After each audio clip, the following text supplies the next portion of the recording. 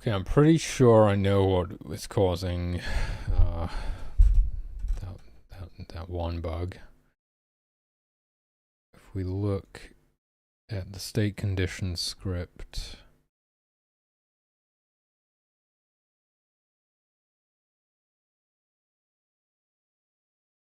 state injured has this range check on it, right? So the nearest shaman has to be within their perception radius. But if we look at the interrupt script for the same thing, bleed interrupt, here we go. It's like my HP is less than 100 and nearest shaman exists, but they must also be in range. There we go, done.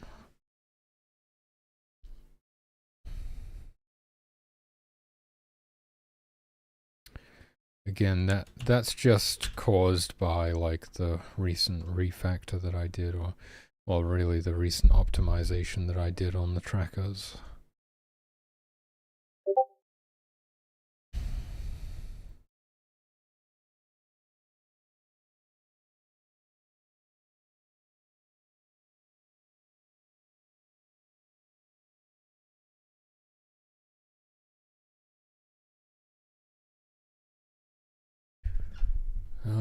The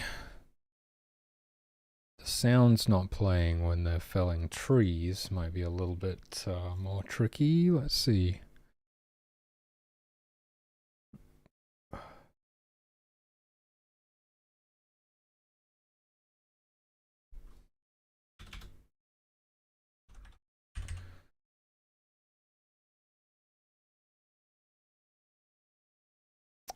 So yeah, I used to play the sound whenever we like hit one of these numbers, right? But we no longer really do that.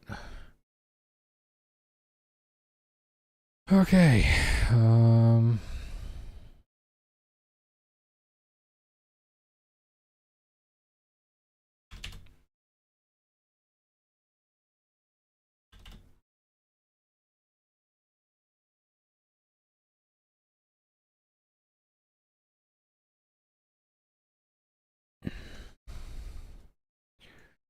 Let's get this looking a little bit more readable to begin with, because now we're adding actual delta. So we're not, yeah, no guarantee that we're going to hit one of these values. Exactly. It's going to be quite tricky.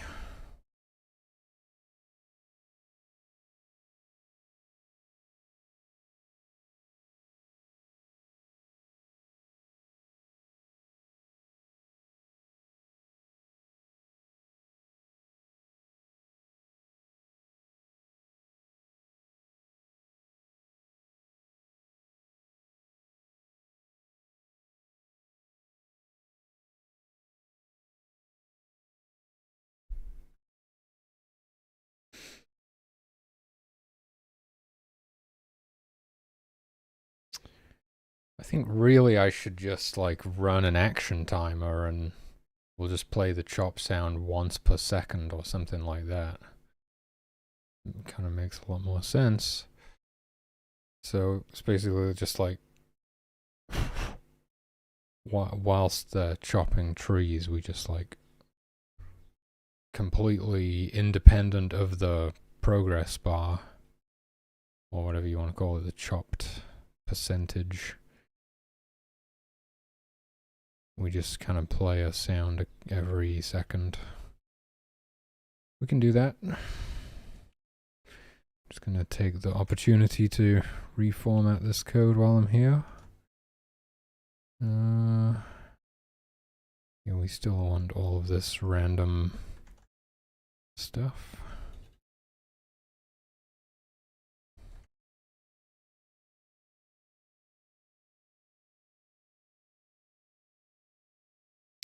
So we like pitch the sounds differently depending on the size of the tree. And we also like randomize the sound effect. I think there's 3 different variants of the sound, and we also randomize the pitch a little bit or something. Oh no, there's just one sound effect, but we randomize the pitch, right? Totally ridiculous way of doing this. There's definitely a much more efficient way of doing this. I can see that now. So perhaps we should change this while I'm here. First, we just need to get it working again. That's the most important thing.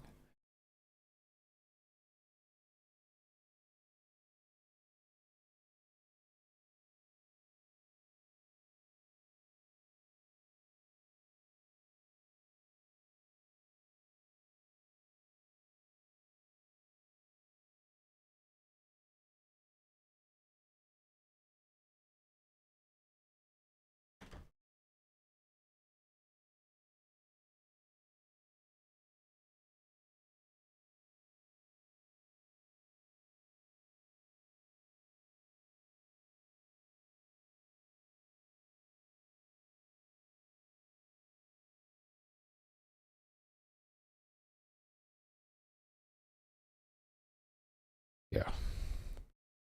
It's like we do have 3 different sounds for these. So we need to keep it like this. But for the pitch, we can just randomize the pitch. Why on earth am I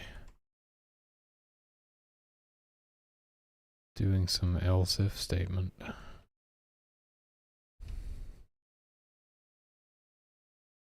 Right.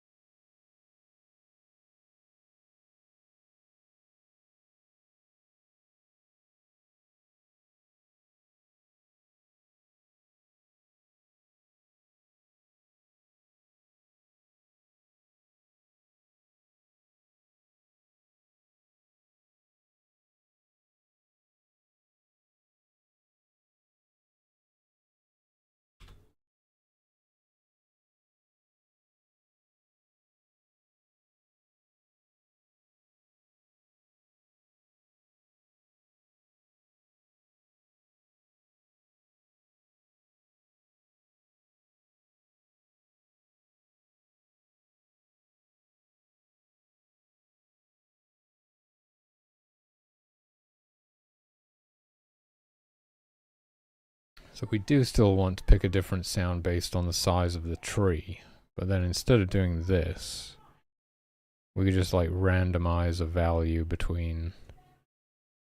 Oh. Whoops. What did I just do?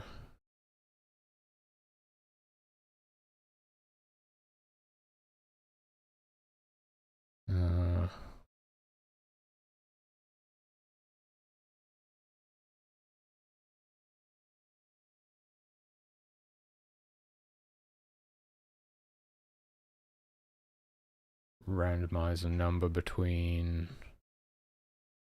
How would I do this?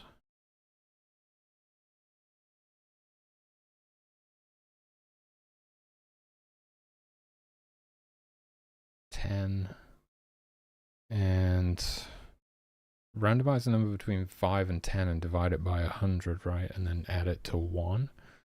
Something like that.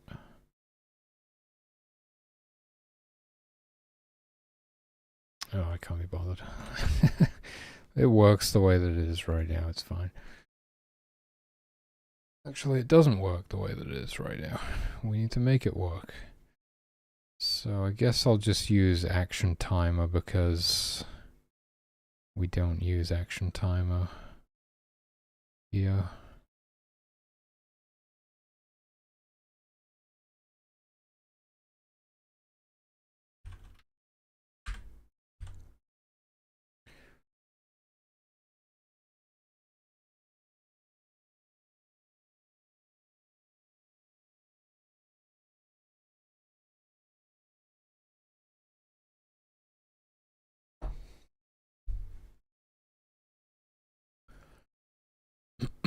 So this will be like, get rid of all this crap and say, and action timer greater than or equal to 1. And then action timer plus equals global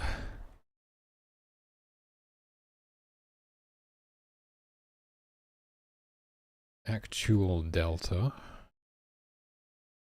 multiplied by time multiplied by delta multiplier.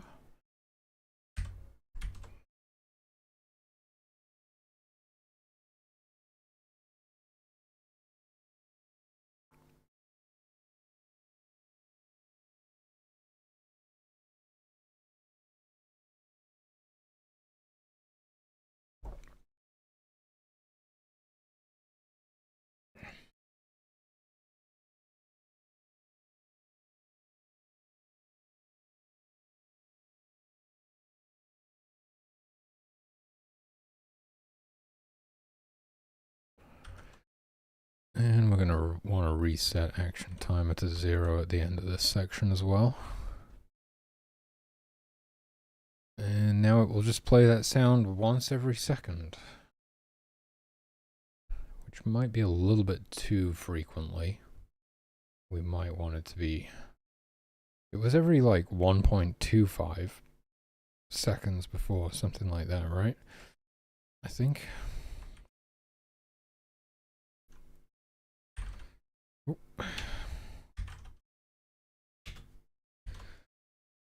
So we could just do that. So the tree chopping sound should be back, hopefully.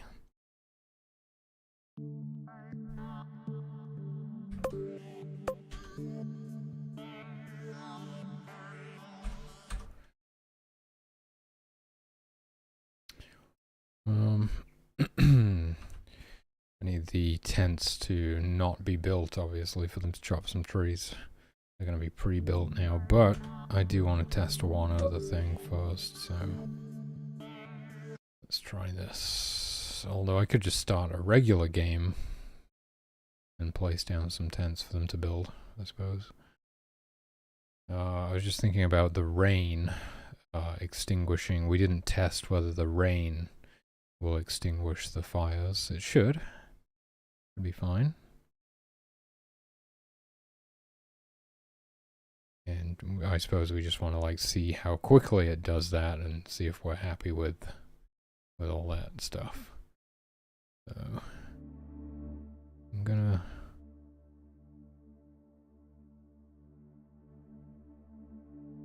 turn my water bearers into hunters just for now.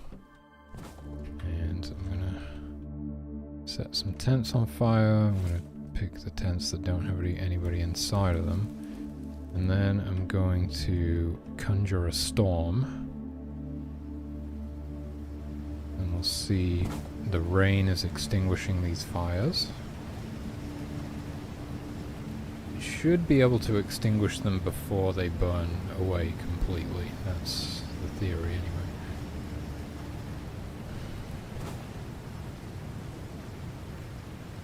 Wind is really strong.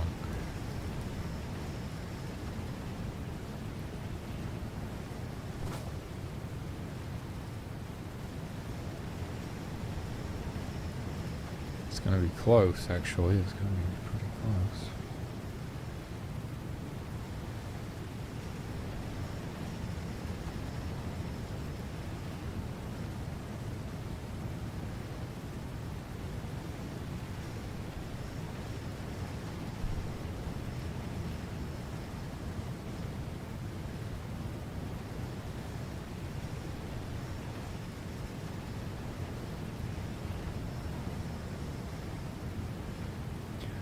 There we go, that seems good.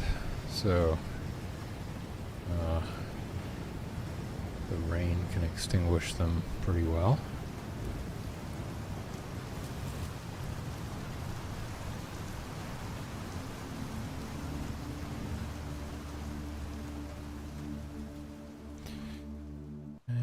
next thing that I want to test is whether the tree chopping sound effects are working again.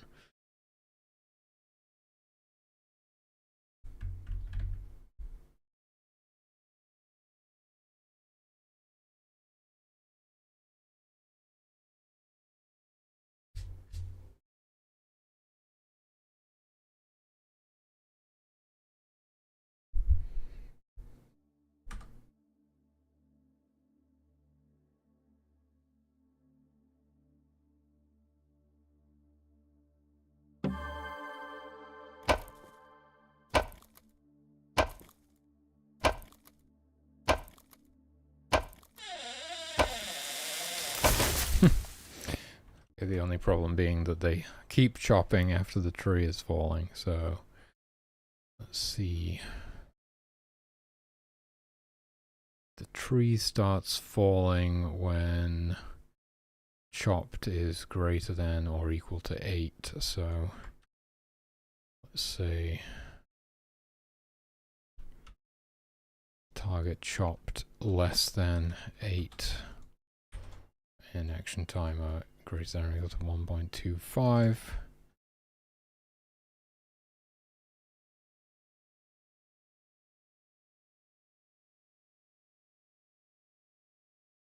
Cool.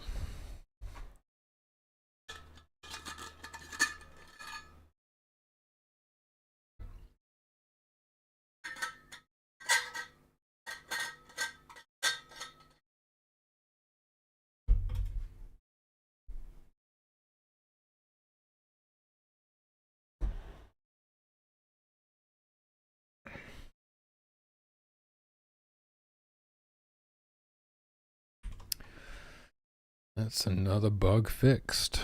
Cross that one off the list.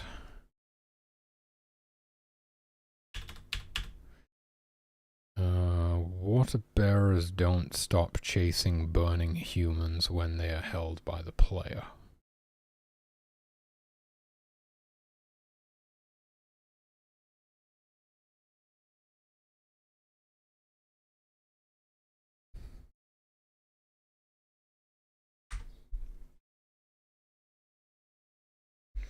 Just going to replicate this one real quick. Got a better look at it.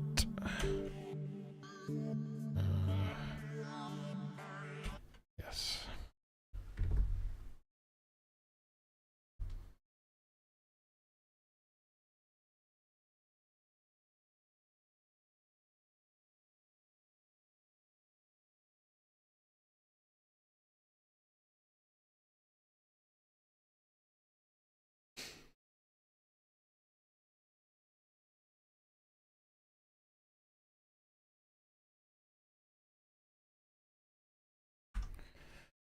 So if we have a water bearer here, and I set, okay, I don't have the miracles. So go here. Okay, I will at least have Miracle Fire unlocked if I skip Beginner Island. Pretty excited to do the tutorial one day. Just because it's going to be different, like making something linear with like dialogue and stuff. Sort of some scripted events and what have you. It'll be very different from everything else, which is all like procedural.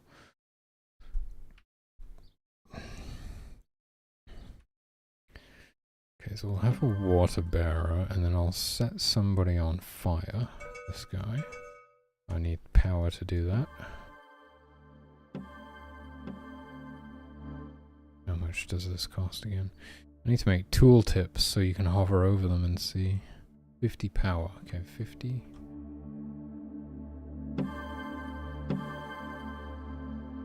Power. Set this guy on fire.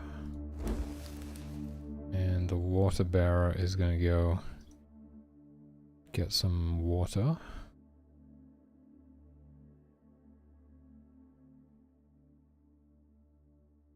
And they're going to go over here. If I pick him up, they're still heading to, even though I'm holding him, they're still trying to go towards them. They're not supposed to do that.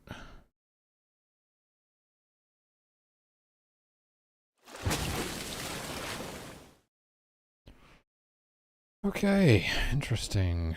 So obviously the humans don't get removed from the global fires list. And the water bearers don't get removed from the extinguishing state if their target is held by the player.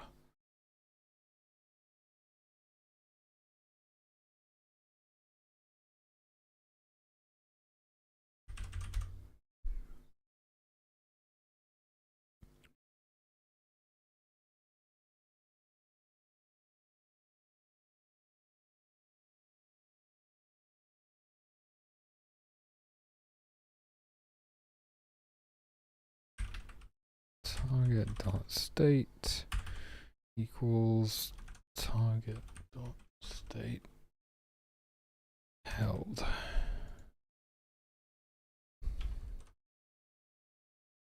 So they will return to idle if you pick up their target,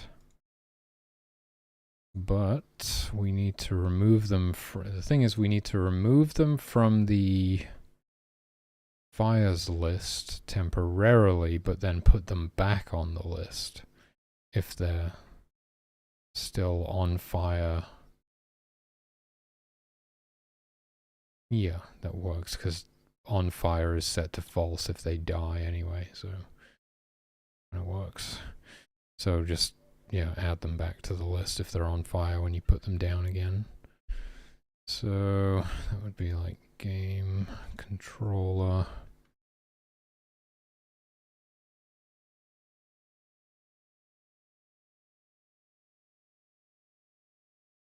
left pressed. This has got to be some of the worst code in the whole project. What the fuck is this? Oh boy. So if the thing that I pick up is a human, I think that's all the way at the end.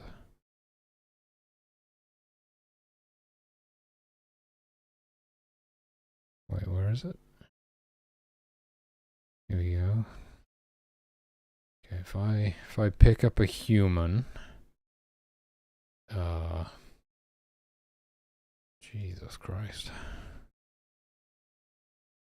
So we like update their sprite and stuff, and so this is where we update like all the various lists and things. Maybe we just kind of add it at the end here and say like if on fire equals true. I'm assuming we're doing this in a with. I think so. So if on fire is true,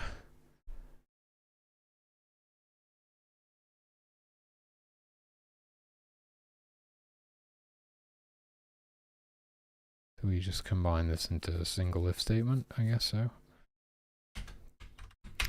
And ds list find index global fire ID does not equal -1. ds list delete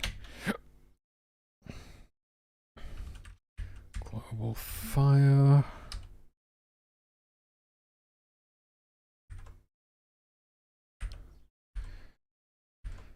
There we go. Okay, right. So if you pick up a burning human, they're going to be removed from the global fire list. And when we put them down again, which is actually in a script, the drop script, if we drop them, go all the way down to the human code.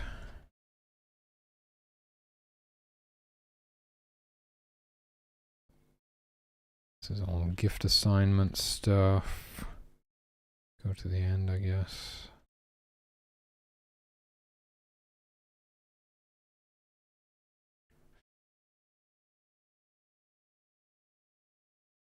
Here we go. Here, if we do if on fire equals true and ds list find index global fire ID does not, wait, no, equals -1 ds list add global fire ID. Put them back on the fires list when we drop them again. Alright, let's try it. Should be good. There's one other thing. That's true, there's one other thing.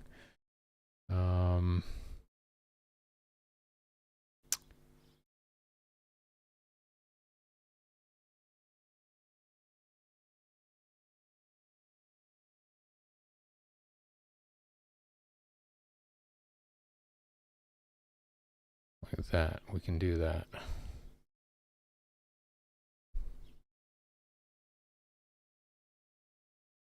To clear the fire variable, the variable that stores the thing that is on fire that they are trying to extinguish. We also want to do that when we pick them up. So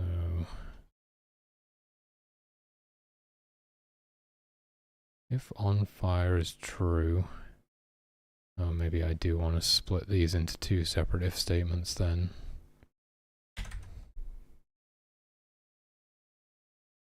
I mean,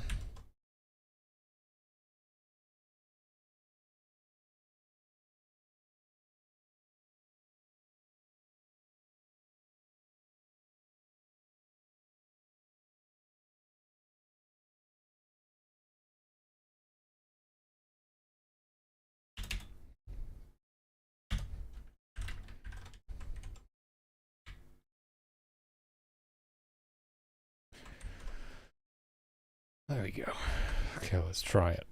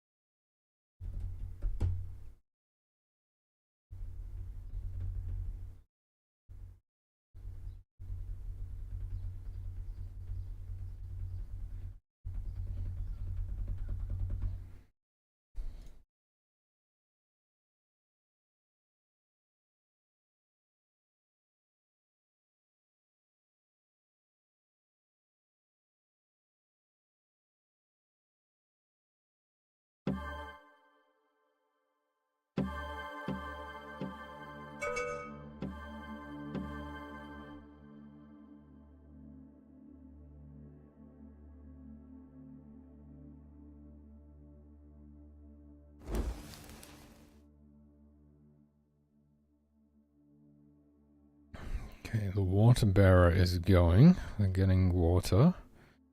And they're gonna try and extinguish this guy. And then I'm gonna pick him up. And they stop. And I put him down again and they go again. There we go. Nice. Okay, that's another bug fixed.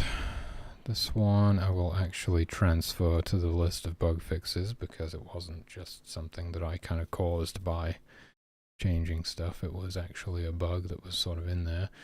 Well, it was an oversight, really. It was just like I just didn't think about that.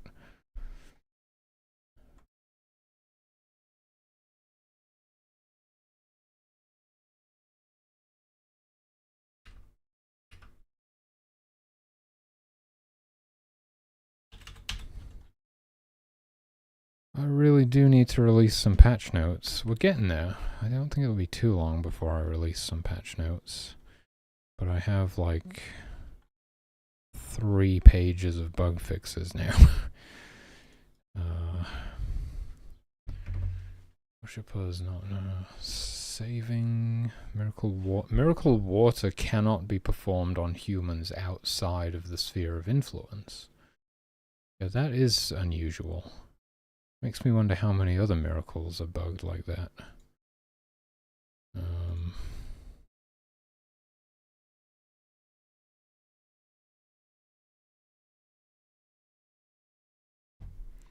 We look at something like divine intervention, right?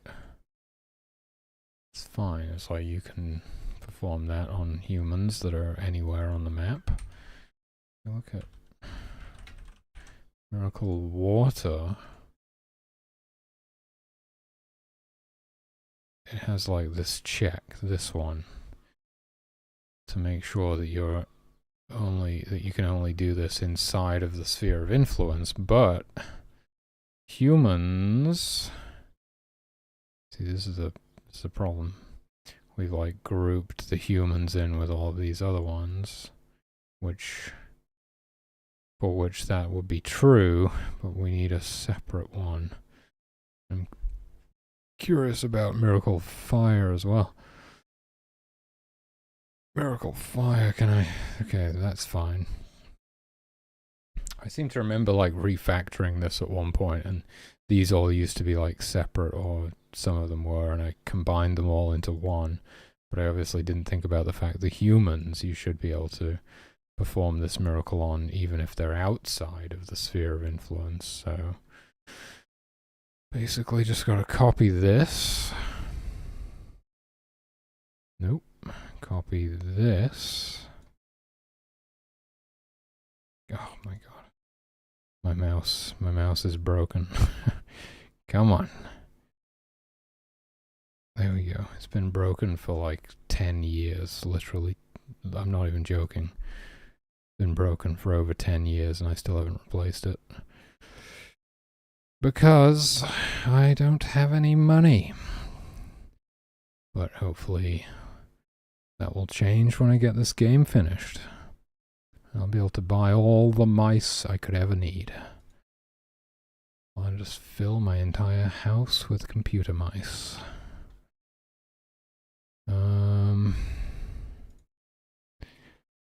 So that we can have like, let's do the human one before we do the rest. So let's remove human from, god damn it, remove human from this one and remove everything else from this one, including the brackets. And then remove this distance check. And boom, now you can perform miracle water on humans outside of the sphere of influence. Incredible. That's another bug down. I suppose I should test it to be absolutely sure.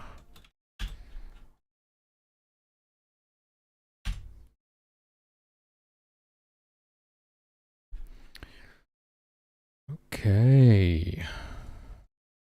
Hell yeah, we're making quick work of these bugs.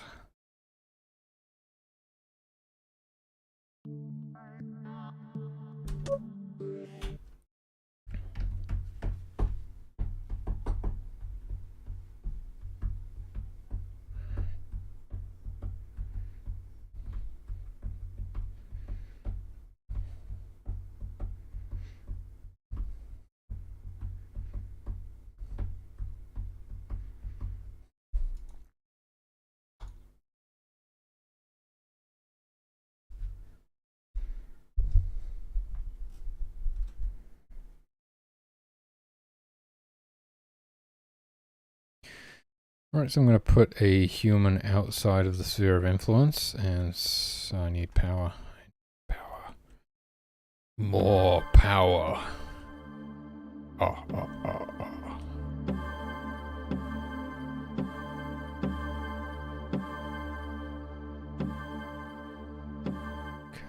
miracle water is 50, miracle fire is 50. So we're going to put this guy outside the sphere of influence, set them on fire, and then extinguish them. Boom! Okay, look Looking good, looking good. So the real challenge is how do we prevent the day-night cycle from skipping ahead when we save the game? That's the real challenge.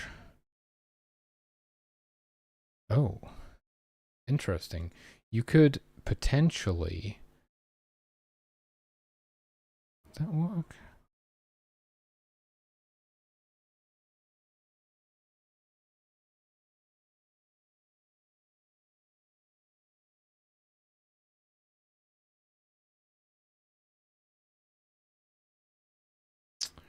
I don't think it would work. I was just thinking like you could actually set actual delta to 0 or something for like that one step, which would affect a lot more than just the day-night cycle though. I do want to see like how far the humans move and make sure that's kind of okay.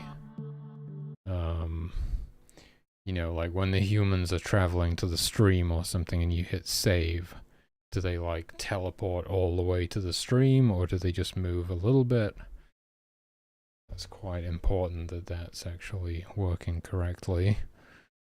I mean, they should move as far as they would have moved if the game didn't lag, basically. Right? I don't know why it screws up the day-night cycle so much. I mean, it, yeah, seems pretty crazy. So we just got to fast forward time a little bit until these guys get thirsty and start heading to this stream. And then I'm gonna hit save. Oh my god, yeah, that's way too far. They all just like teleport all the way to the stream. So yeah, something weird is going on. Whenever the game lags because we're doing a massive amount of stuff, like writing a save file, that really messes things up. And clearly they shouldn't have traveled that far in such a short space of time.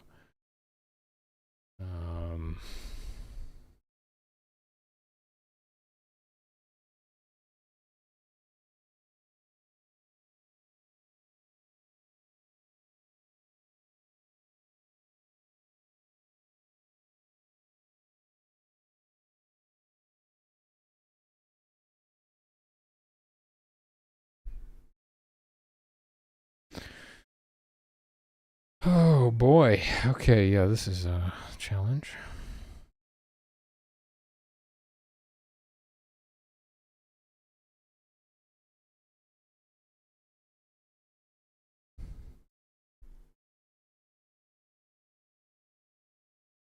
This is how we do the movement stuff, right? Path speed equals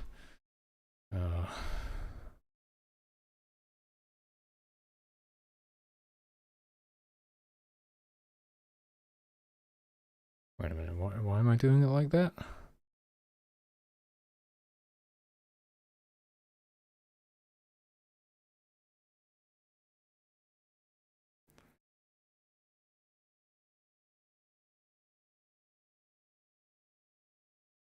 I mean, I guess that's okay. I guess that's okay, but I'm just going to move that bracket over here and put this in here.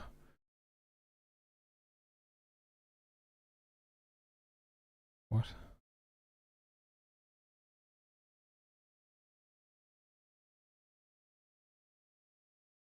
Ceiling, movement max, blah, blah, blah.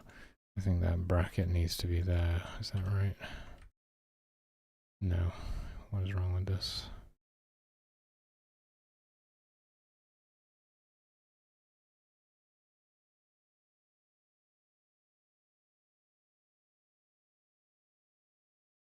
Ceiling, maybe it needs to be inside of the ceiling. Ceiling movement times max HP. HP divided by max HP.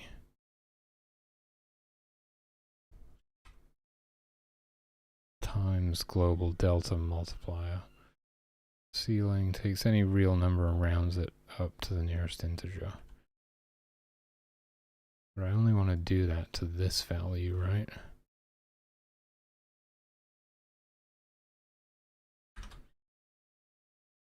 There we go.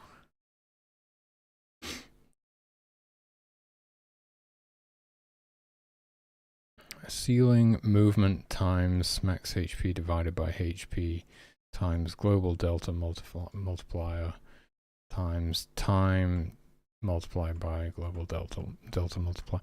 I don't think that's going to change anything. I'm pretty sure it's just a different way of doing exactly the same thing, really. I don't know why I didn't go to beginner island. Yeah, I think that probably they'll behave exactly the same.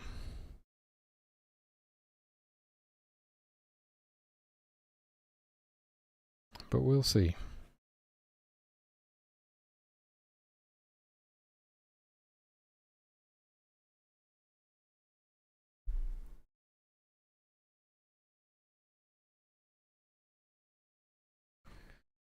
Okay. Right. There they go. They're all heading off to the stream, saving. Boom, they all teleport to the stream. So it's exactly the same to do it this way as it is to do it this way. I think. Maybe. I don't know. I kind of prefer it like this.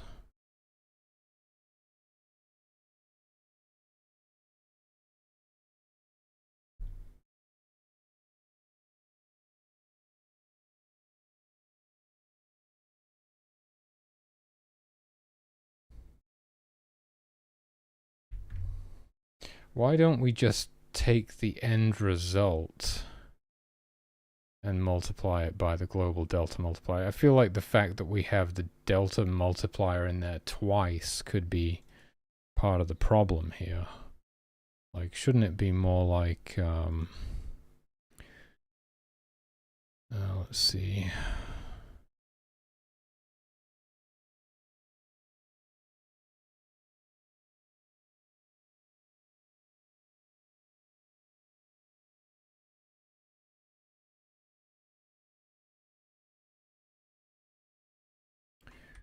Shouldn't it be more like that? So we calculate the value and then we apply the delta multiplier to the whole thing at the end. If that's how it's supposed to be done, then I'm going to have to go through and change a lot of stuff, but let's see what that does. Maybe that's the problem, is that I'm like kind of applying the multiplier twice. I'm not sure.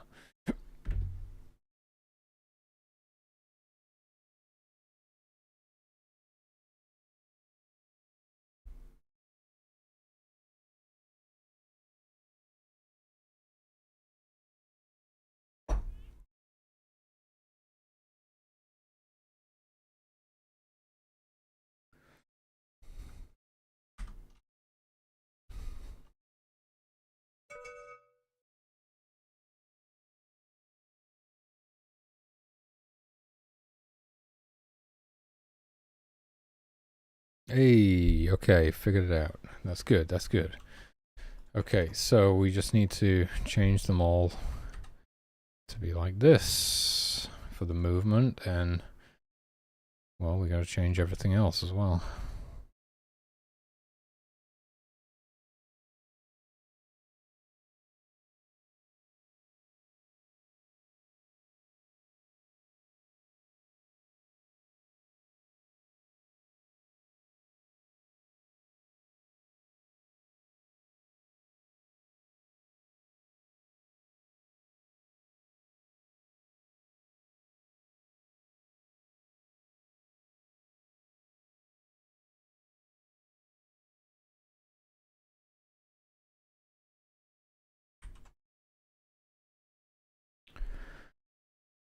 So this is going to be a lot, unfortunately. I'm going to have to go through and change a lot of stuff. Let's at least have a look at the day-night cycle and see if we can fix it. So this would be, everything needs to be changed, so it's like actual delta multiplied by time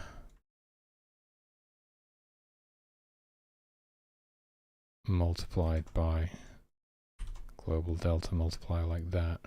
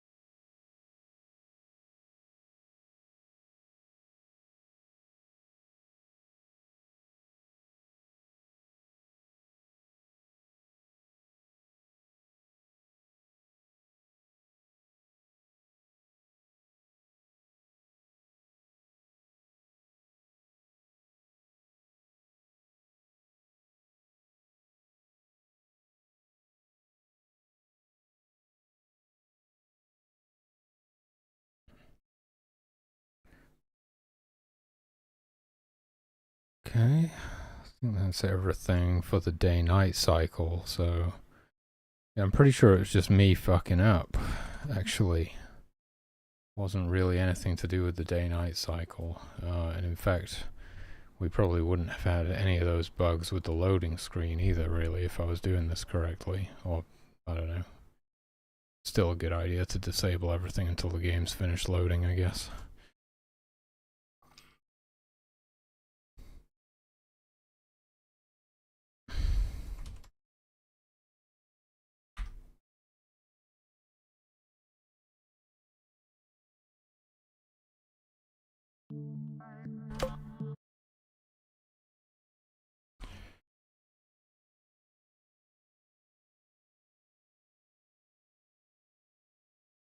Oh geez, well the time is still skipping ahead.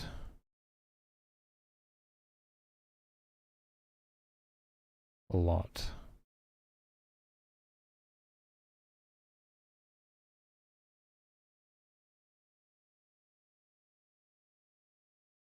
The sun is never actually setting, which is weird. What happens if I let it get to sunset? Oh, it's the morning now?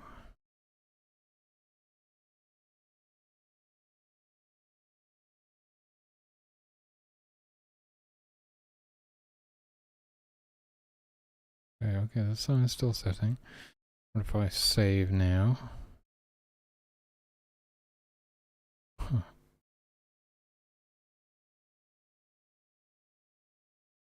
Yeah, the sun can only rise as fast as the sun can rise.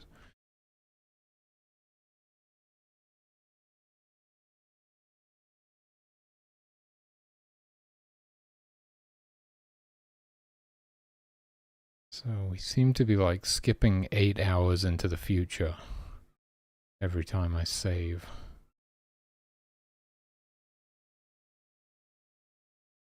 Basically. Seems to be a little bit different from how it was before.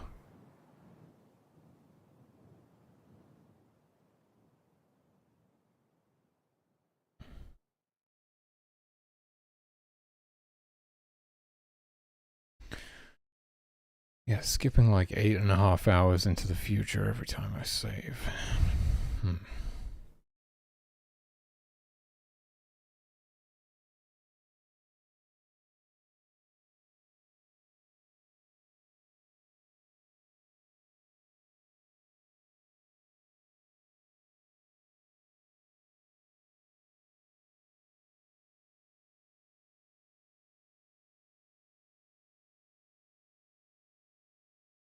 That's literally just this line.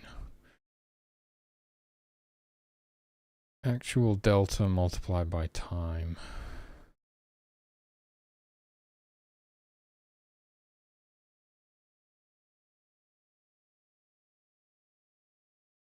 Oh, well, I suppose the actual delta changes, doesn't it? Yeah.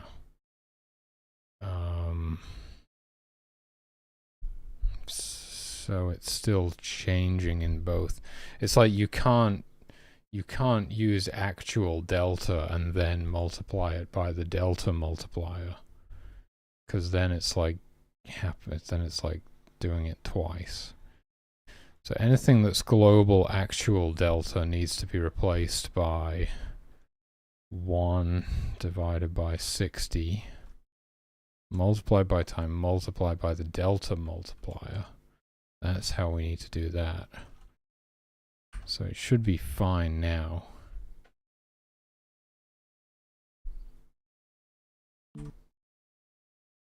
Check this. Okay, that's fine because that's just a number. And that's 4 divided by 60. Okay, so the day-night cycle should be fine now.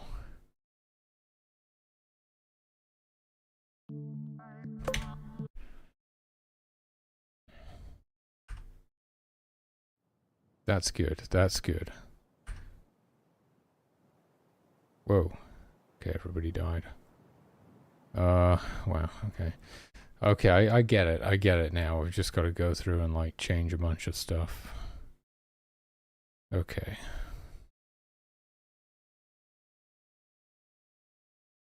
Cool.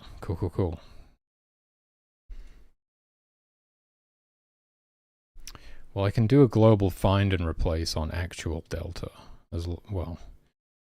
I want to make sure I don't replace the original one where we define it in the beginning and update it, which is in here.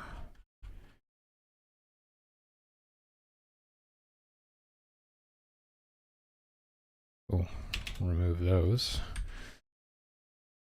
Yeah, but if I do global find and replace actual delta, everywhere else that it appears, we actually want to replace it with 1 divided by 60, not 91.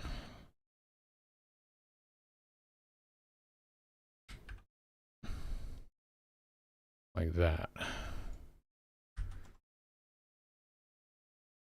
Thank God, because there's quite a few of them. But I'm still going to have to go through and change a bunch of stuff anyway, so... Right, because I got to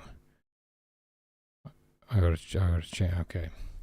I'm just going to go through and change them all, because I've got to, like... Or I could do a global find and replace for this whole thing and replace it with what it should be. That's true. I could do that.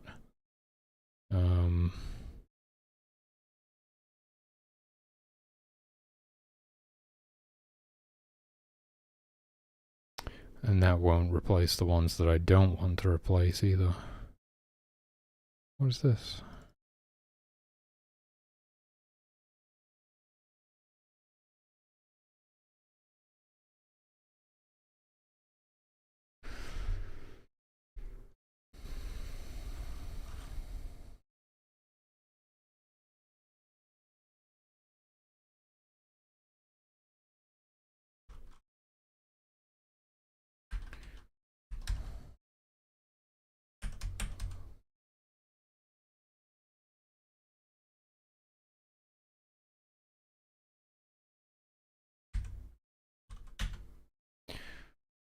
Okay, that's how that should be.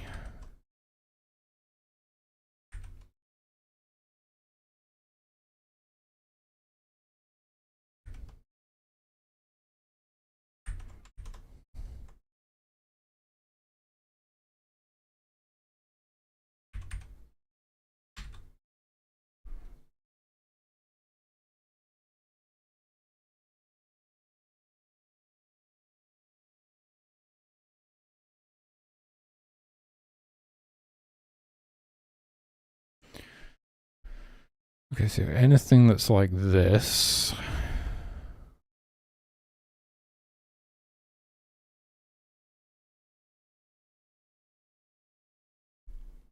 I want to replace with 1 divided by 60 multiplied by time.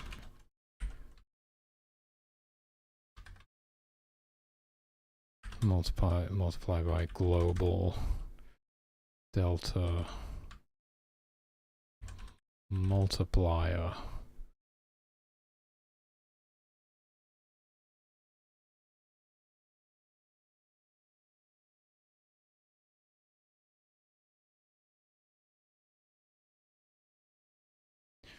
Boom, done. And then global actual delta final.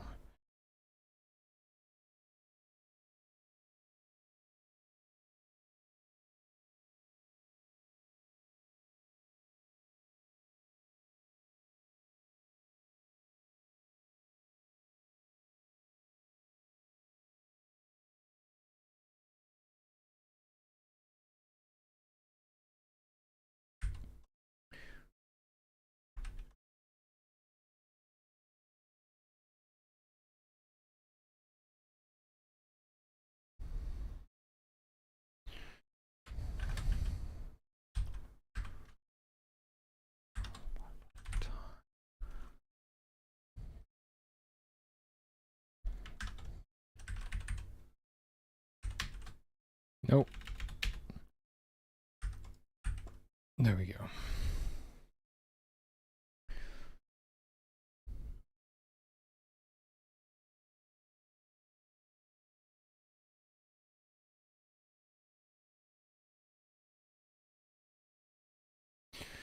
Okay.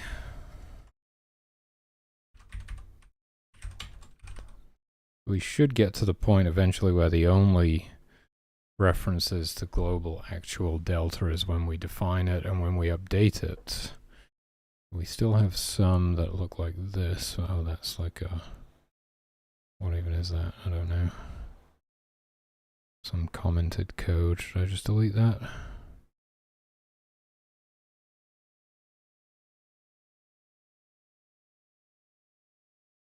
I guess. Time multiplied by...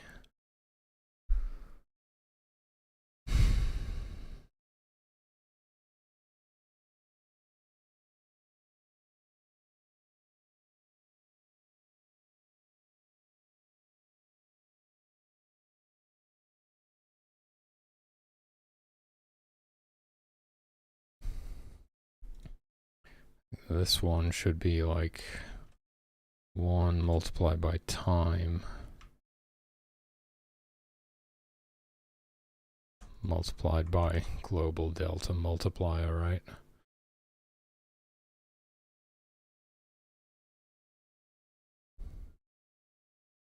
This one, I am not using it, I don't think.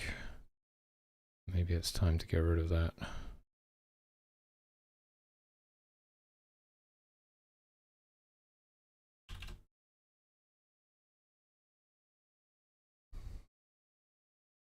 Okay, so anything that is like this, actual delta multiplied by time.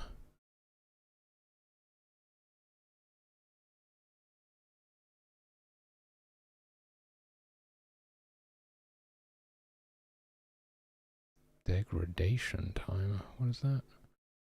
Food degradation. Ah.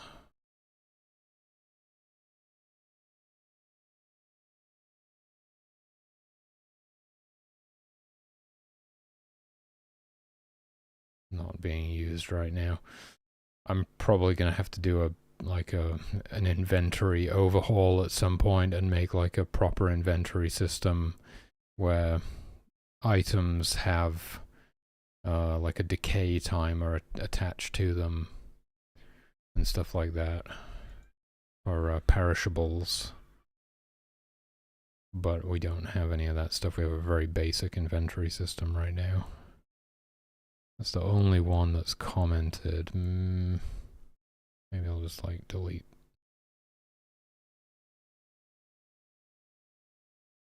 I don't know.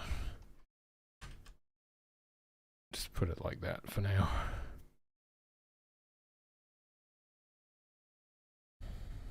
Okay, so actual delta times time. Delta time. Those are the ones we want to keep.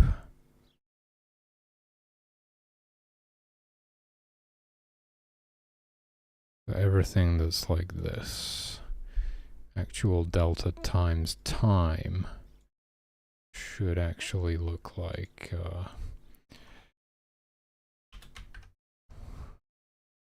1 divided by 60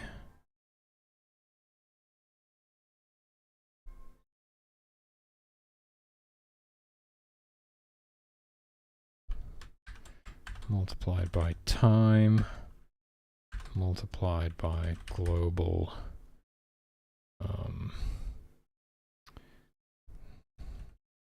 delta multiplier.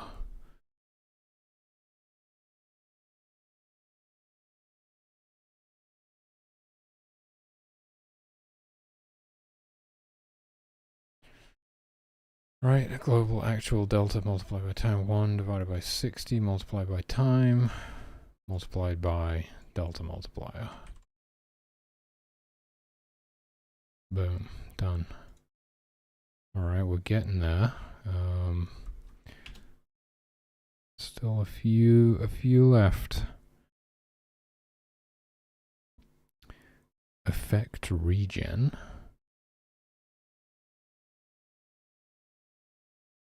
Oh, interesting. Well, regen should be faster if the time scale is faster, right? So this one would need to be exactly the same. 1 divided by 60 multiplied by time multiplied by delta multiplier. Bleed timer, well, yeah, you want to bleed faster. I don't know if you want to, but you should bleed faster if the time scale is higher, of course.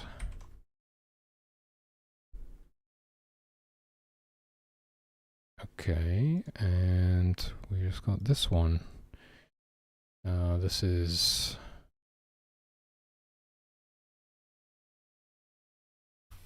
5 divided by 60 multiplied by time multiplied by global delta multiplier. That is it. Okay. I feel like I'm probably missing something somewhere.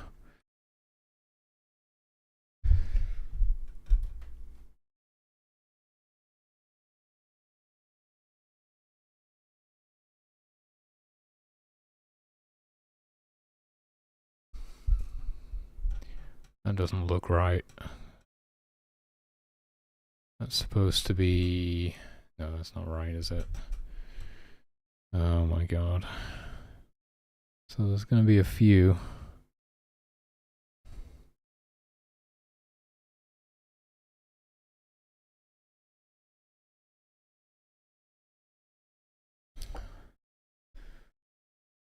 How can I pick out the ones that are still messed up? By searching for like time multiplied by global delta multiplier, because we shouldn't be doing that anywhere anymore, I guess.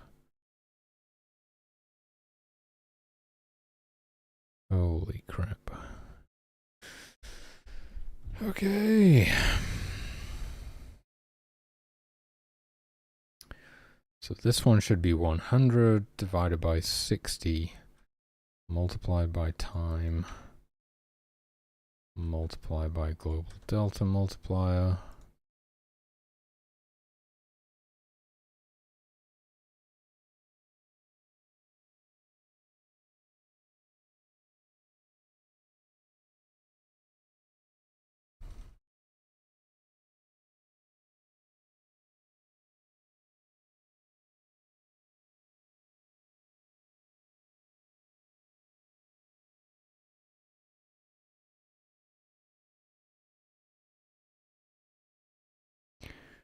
reaction time. Jesus Christ. Okay.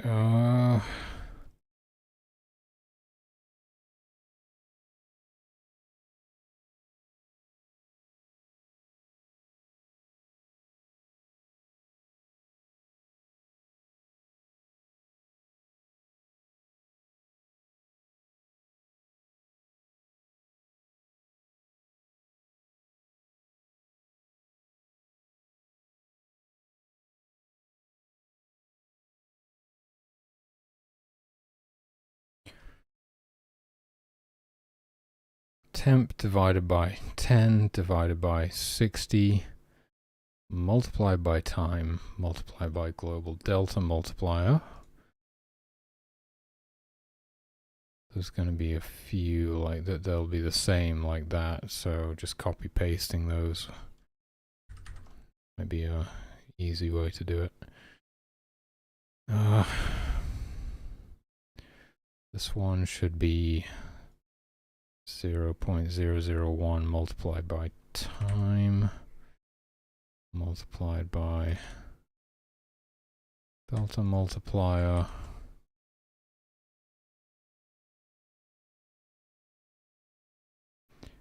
dehydration multiplied by time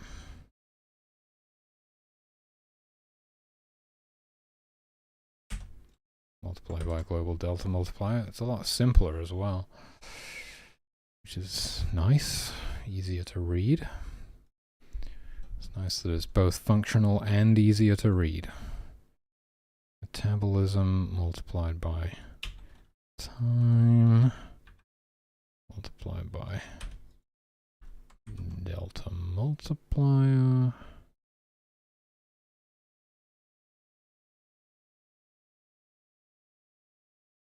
That one is already correct.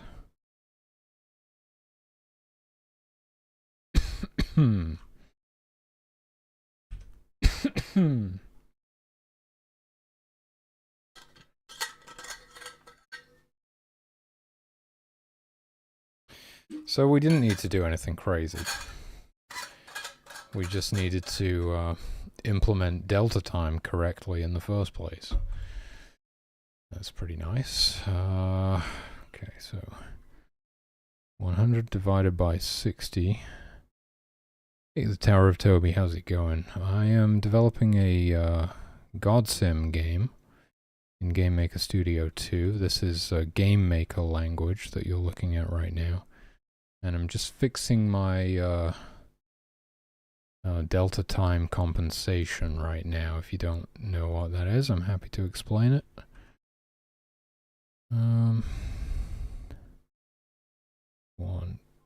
100 divided by 60. We don't need this many brackets. Multiplied by time. Put that in brackets, and then multiply that by delta multiplier.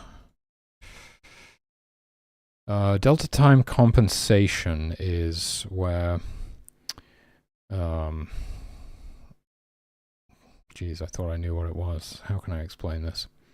So, you know, every time the game renders a frame, it takes a slightly different amount of time, right? So if you, for example, have your game running at 60 frames per second and you have a timer that goes up by 1 every frame, it will not necessarily reach 60 at exactly 1 second because each frame takes a slightly different amount of time to render.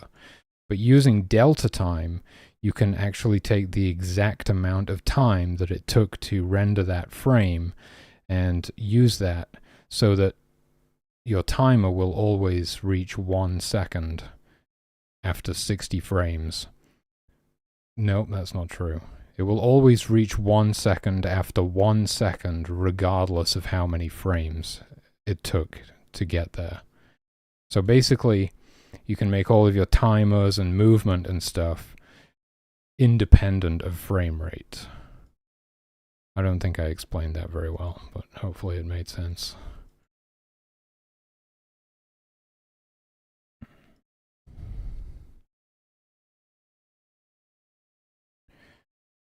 100 divided by 60 multiplied by time.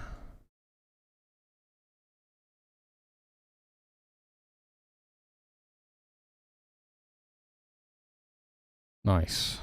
Multiplied by delta multiplier. So I could like, so if I had a timer that was supposed to take a second, but my game runs at 60 FPS, I could actually make the game run at 30 FPS instead, and the timer would still take a second. I could make it run at 5 FPS, and the timer would still take a second.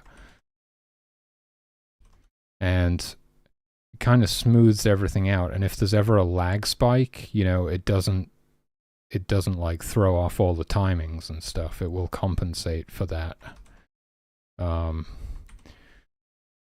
A good example is when I hit save and write a save file, it lags for about a second, but everything will still, like, the humans will still move to the position that they should have moved to, you know, if they were still traveling for that second.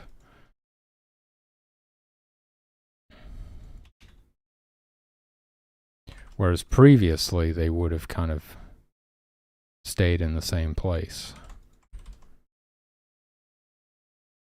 100 divided by 60 multiplied by 10. Yeah, that's correct. Okay.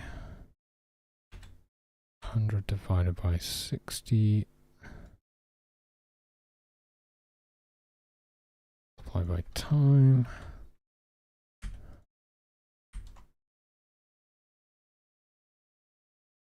So it's pretty nice because it kind of makes the game work on all different systems, you know. It doesn't matter what frame rate the player has, the game will still kind of run the same independently of the frame rate.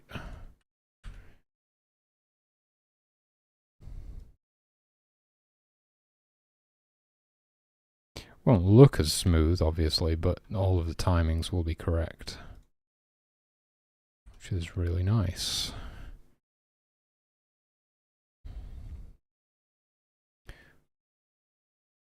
But my first implementation was completely wrong and it was messing everything up. So I'm just having to go through and fix it now. Oh yeah, this is the one I was talking about. I'll just do it again. So we got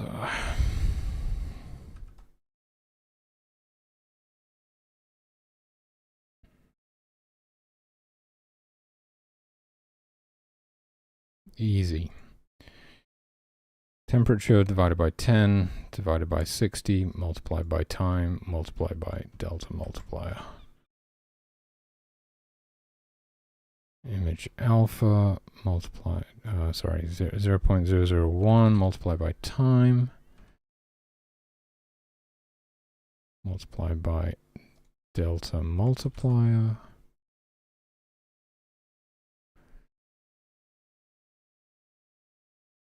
Dehydration multiplied by time, multiplied by delta multiplier.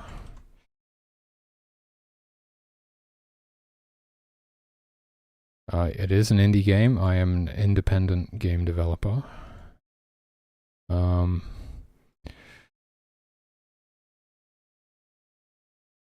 Right now the graphics are all just my kind of placeholder coder art, but I'm hoping to get a pixel artist on board eventually.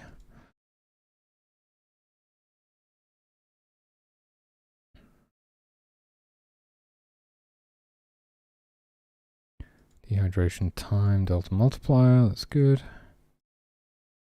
Hunger multiplied by time, multiplied by delta multiplier.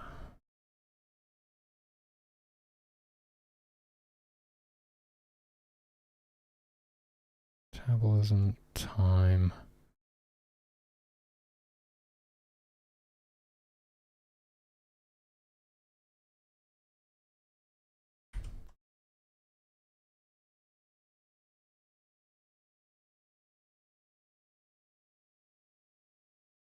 Oh, idle. Oh, sorry, I misread what you were saying. No, it's not. It's not an idle game. No.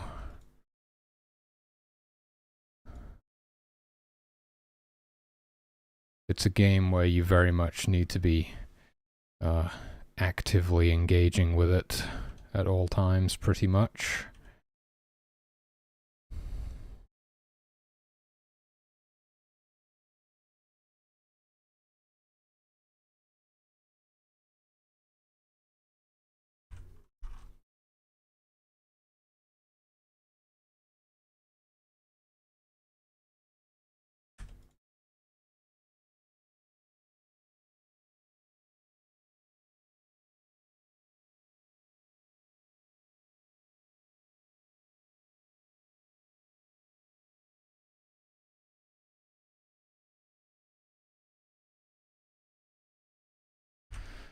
(100 divided by 60 multiplied by time multiplied by multiplier).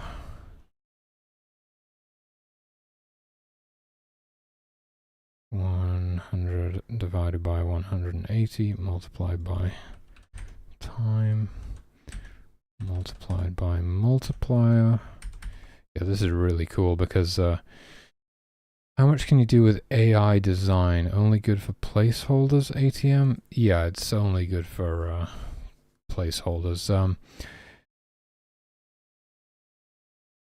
Yeah, it's you know, you can cook up some concept art real quick and like use it as a as like a an example to give to an illustrator or something, or a modeler, you know, something like that. If you can't do concept art yourself, or if you don't have a concept artist, it could be good for that.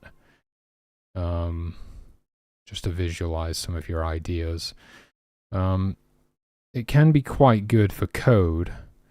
I recently got Grok to write some code for me because I was just feeling lazy, to be honest with you, and it was pretty useful for that.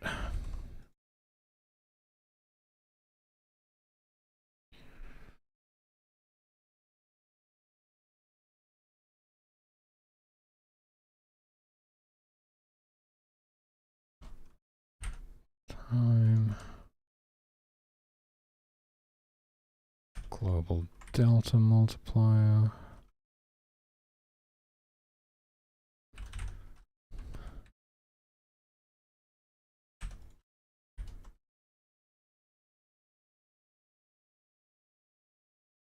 Dehydration multiplied by time multiplied by delta multiplier. Metabolism multiplied by time multiplied by multiplier. That one already seems to be correct.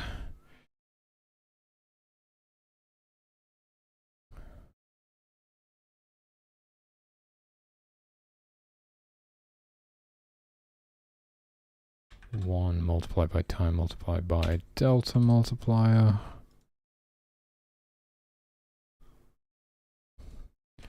100 divided by 60 multiplied by time multiplied by delta multiplier. 100 divided by 80 multiplied by time multiplied by delta multiplier. 100 divided by 360 multiplied by time multiplied by delta multiplier.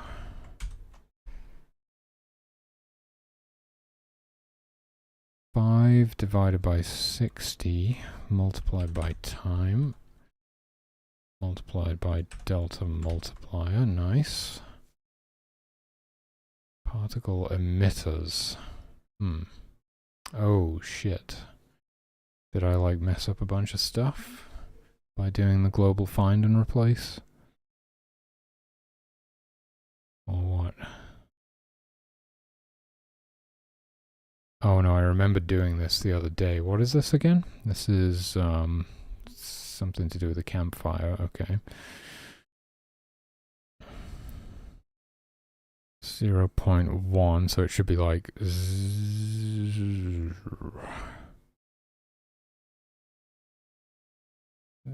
should be like 0.1 divided by time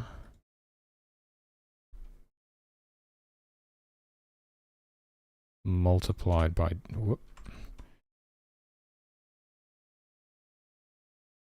delta multiply. Why doesn't it like that? Oh, I have. There we go.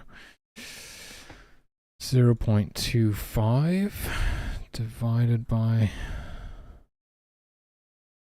time multiplied by delta multiplier. Okay, that's good. Arrow speed. Okay, arrow speed. Right.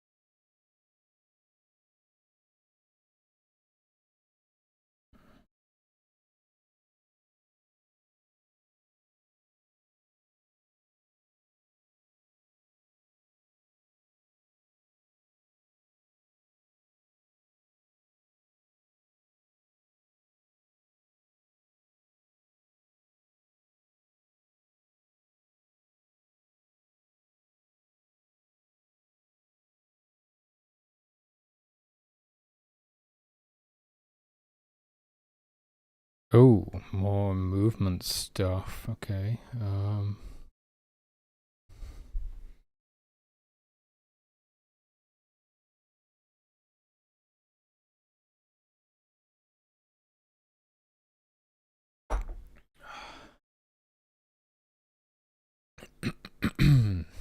Okay. Gen 2. What's up, Gen 2? Thanks so much for the raid. How's it going? Hope you had a great stream. Welcome on in, everybody. We're doing some very tedious work right now. Fixing my my delta time implementation, which I got completely wrong the first time.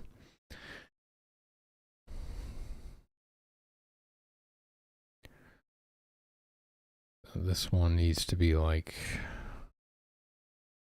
should I just copy paste it from the other one? Why not? Oh wait, I'm already in that object. Should look like this.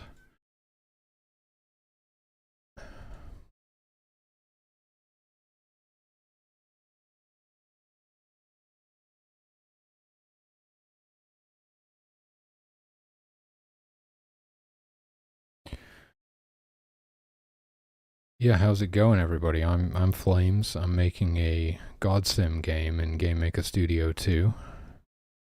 Been working on it for about 3 years now. So I'm about halfway there.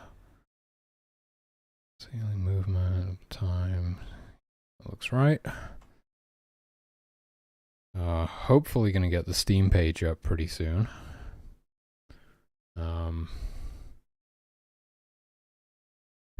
And I've basically learned to code on this project. Didn't really know much when I started out. And somebody recently introduced me to the concept of delta time compensation. So I've been doing a bit of that recently, along with a bunch of other stuff. And I totally messed it up. As you can see here, I'm like multiplying by the delta multiplier twice, which causes all sorts of problems. Basically like overcompensating, if you will. So I'm fixing that all up now. So this should be like metabolism multiplied by time multiplied by delta multiplier, like that. Dehydration multiplied by time.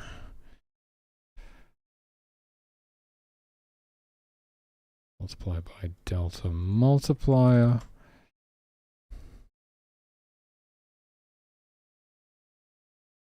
I guess Gen 2 had to run. But hopefully they had a great stream, a productive stream. This one, that's already correct. Another one of these.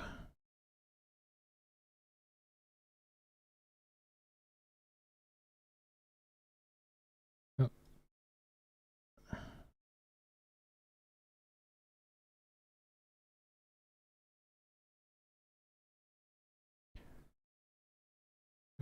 Okay, this should be 100 divided by 60 multiplied by time multiplied by delta multiplier. 100 divided by same again. Oh, this is really nice though, because I thought I was going to have to do some crazy stuff to like fix this, but as it turns out... Oh, did I mess up that last one? Nope. This one is missing a bracket though.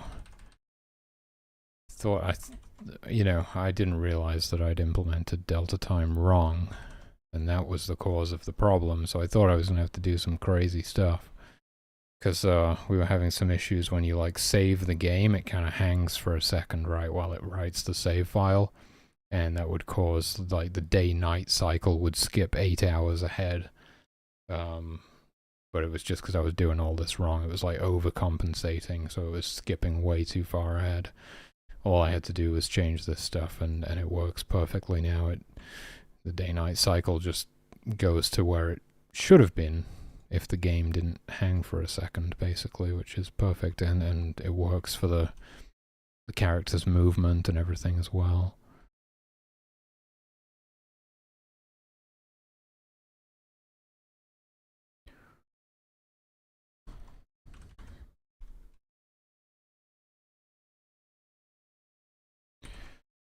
Temperature divided by 10 divided by 60 multiplied by time multiplied by delta multiplier. 0.001 multiplied by time multiplied by delta multiplier. We're getting there. We're almost there. Metabolism multiplied by time multiplied by delta multiplier. Oh, why doesn't this one have anything? Whoops. That should be dehydration multiplied by time. Global delta multiplier. Hope I didn't miss any others like that. Walk timer, that should be 1 multiplied by time multiplied by delta multiplier.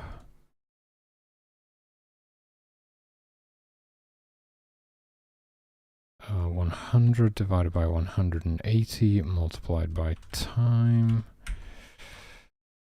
Oh, multiplied by global delta multiplier. Oh, I can see the light at the end of the tunnel. Multiplied by time. Delta multiplier. Time. Delta multiplier. Wait, what's wrong with that? Oh, I'm missing the multiplication symbol.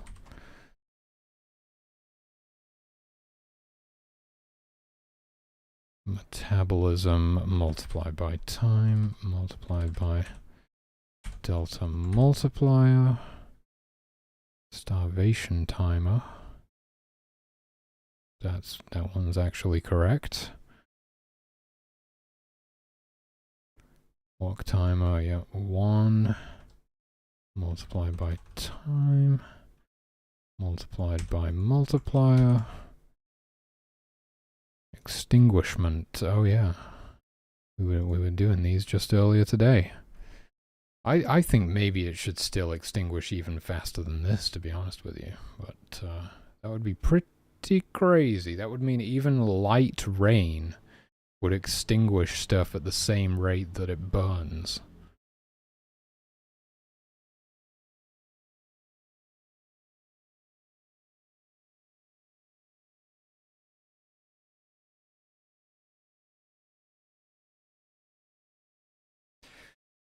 Yeah, I mean, I don't know. I just felt, I mean, we don't have to go up in 0.25 increments, right? Increments of 0.25, that's true. Like, this could be, it could be like 2, 1.5, 1, 0.5 even. You could do it like that. That would be interesting.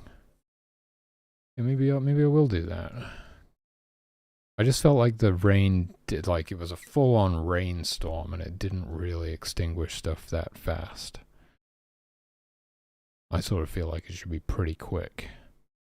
It gives more utility to to that miracle as well, you know.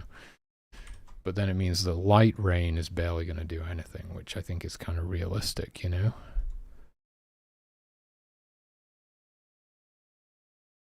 We'll go with that. We'll try it. Anyway, that's not what I'm supposed to be doing right now. I'm supposed to be doing 0.5 divided by 60 multiplied by time.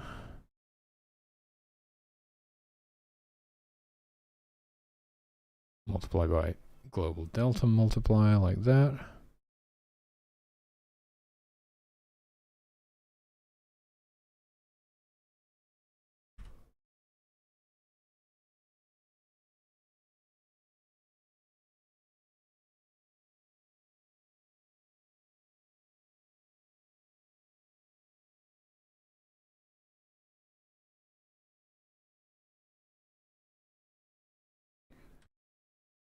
Beautiful. Oh, where's my global search gone?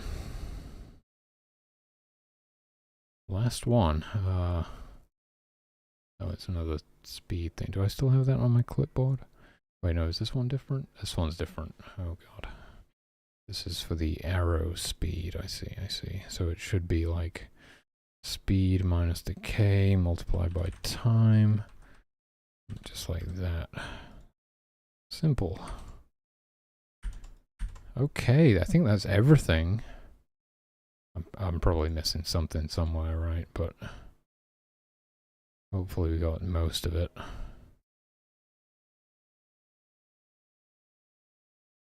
So, the ultimate test.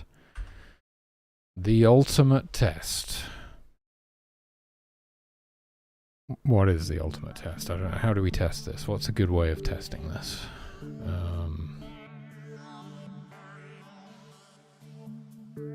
I don't know. It works. We already tested it with the day-night cycle, so we know it works.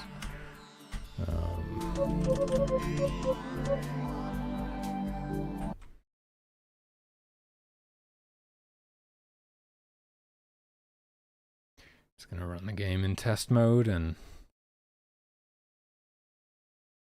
I don't know. Try saving and loading. Make sure everything's good still.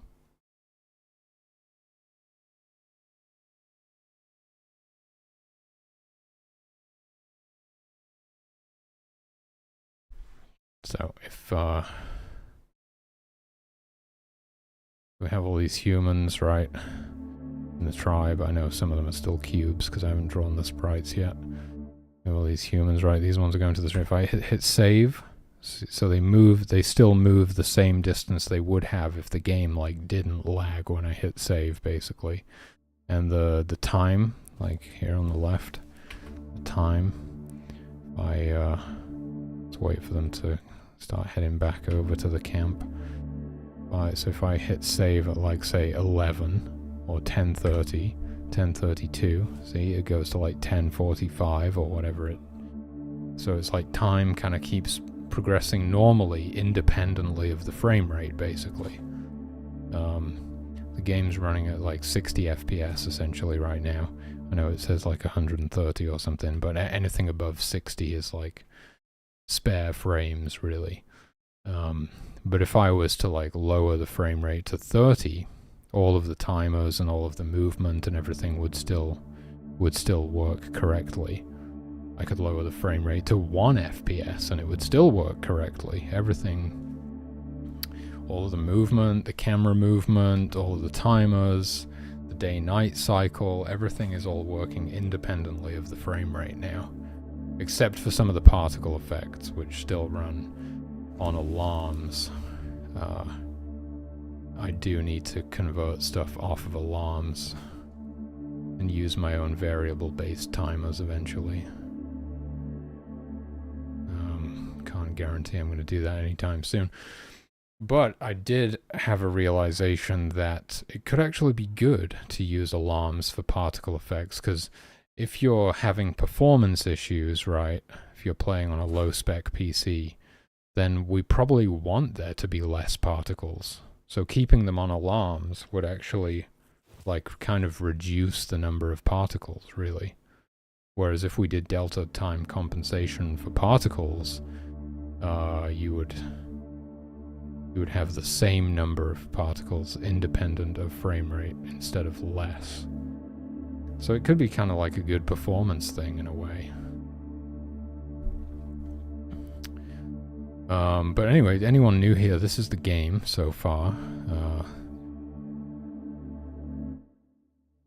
The levels are procedurally generated with Perlin noise. This is the temperate forest. So everything's represented with multicolored cubes right now, because I'm not an artist, I'm a coder. But there's these herds of deer, these packs of wolves, foxes, bears. Here's a couple of bears over here. And you have this tribe of humans. They're fully autonomous. They're all asleep right now. You have 10 different gifts that you can assign them.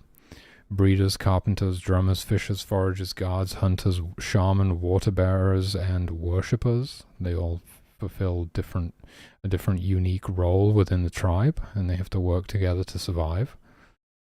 There are these shrines dotted throughout the world, which contain miracles. You have to send your worshippers out to the shrines to unlock them. That's how you gain new miracles. There are also expansion stones. Unlocking expansion stones increases the size of the sphere of influence, which is the area in which you can perform miracles. But you can always perform miracles on your humans, even if they're outside of the sphere of influence, because they're your followers, right? They want you to perform miracles on them. They're all about that. And lastly, there's portal stones. There's 4 portal stones.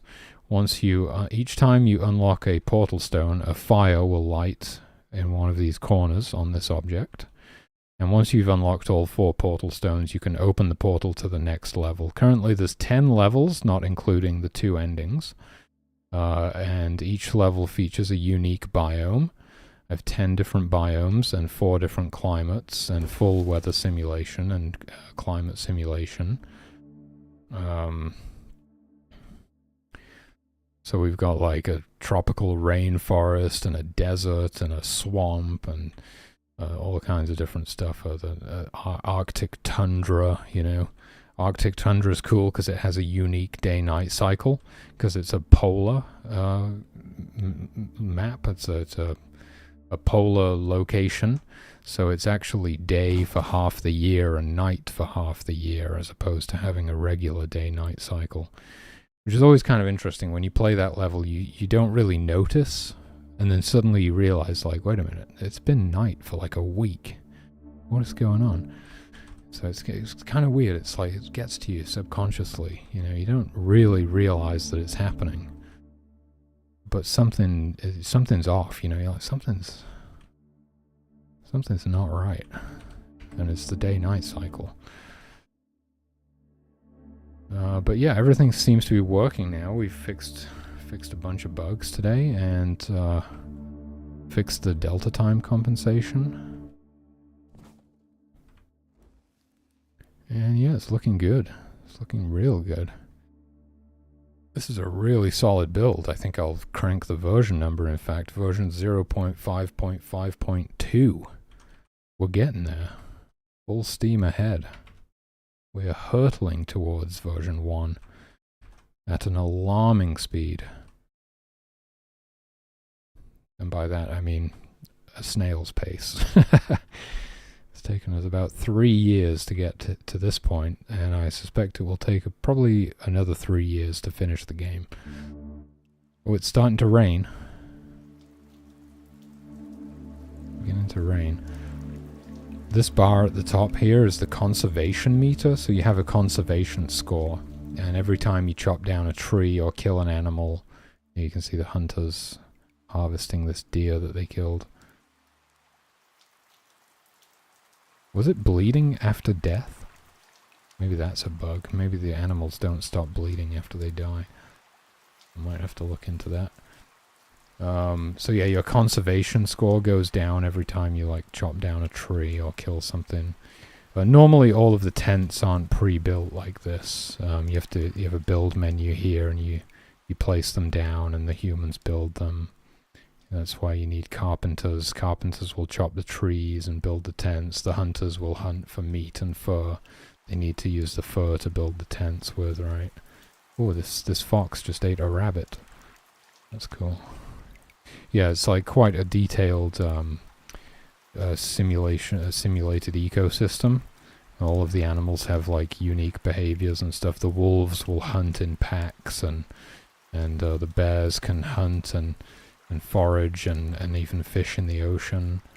Yeah, the foxes will hunt. The deer will like migrate around in herds, and they have all sorts of like unique behaviors for mating seasons, and the bears will hibernate in winter and stuff like that. So it's quite fun learning the behaviors of the animals and like how to coexist with them, you know, because the game it's not really about killing everything. It's more about sort of living in harmony with nature as best as you can. And so the conservation meter is what decides whether you get the good or the bad ending. If you can keep it above 50%, well, it's not if it drops below 50% at any point you get the bad ending. It's if you finish the game with it above 50%, you get the good ending. If it's below 50%, you get the bad ending. And it's essentially like the good ending is just like that you reach paradise or something like that. And the bad ending is like you've destroyed the planet, you know. And you just kind of like create hell on Earth. Everything's destroyed and can't really survive anymore. I'm still sort of figuring out the ending though. I'm thinking maybe you'll be able to like travel back, you know, back into the world and sort of have a chance to redeem yourself. We'll see. I'm going to think about it. Plenty of stuff to do still before I worry about the ending, really. But that's kind of the game, yeah. In a normal playthrough, like, sure. So yeah, the levels are all procedurally generated and stuff, so you'll get like a slightly different experience every time, different starting location and stuff. And it can make different builds more viable, more or less viable. Like, depending on how close you are to the nearest stream, you'll need to have more or less water bearers. If you're right on the coast, then fishing is really good, whereas if you're in the woods, you probably want more hunters and foragers, that kind of thing.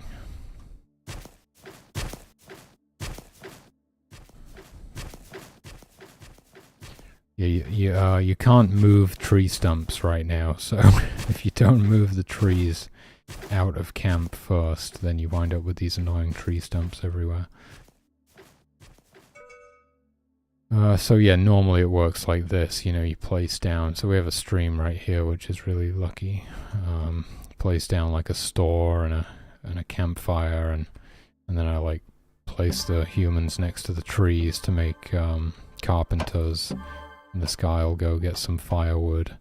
The other ones will chop down the trees.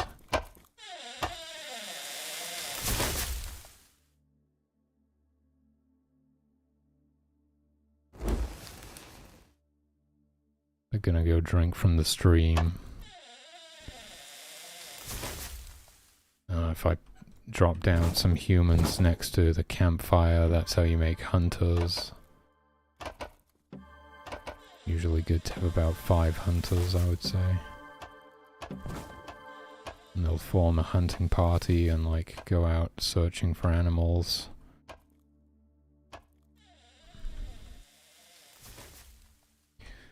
Yeah, you place the rest of your tents down so they have some shelter. You don't want to place them too close to the campfire because they can catch fire. Little tip for you there. It doesn't actually tell you that anywhere.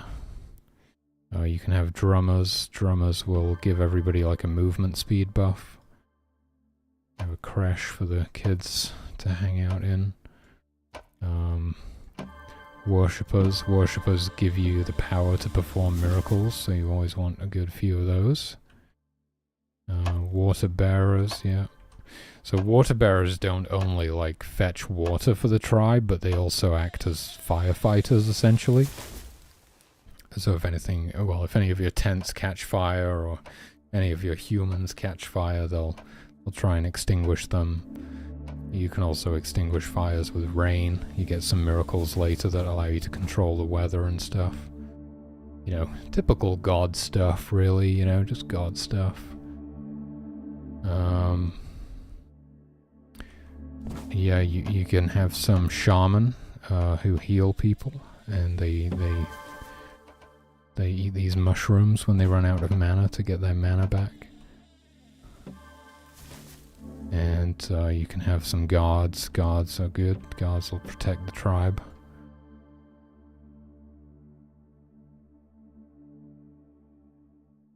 Can we have one female guard as well? That would be nice, I think.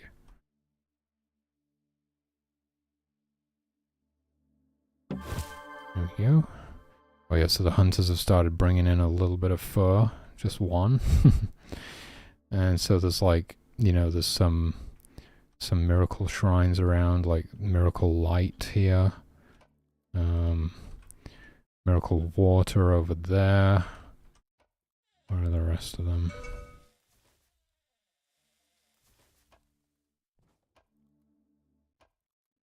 Oh, one all the way up here. Miracle fire. I'm looking for miracle fur. There it is. So this one would allow me to like conjure up some fur using the power that my worshippers are providing me.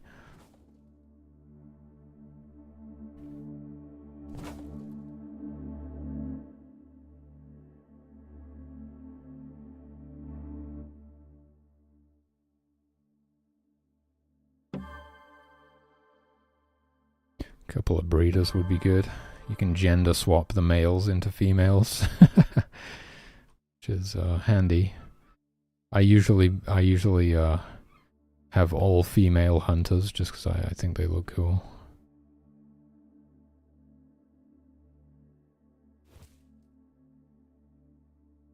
But it doesn't leave many females to do other things. You can have fishers and foragers. Get a couple of fishers going.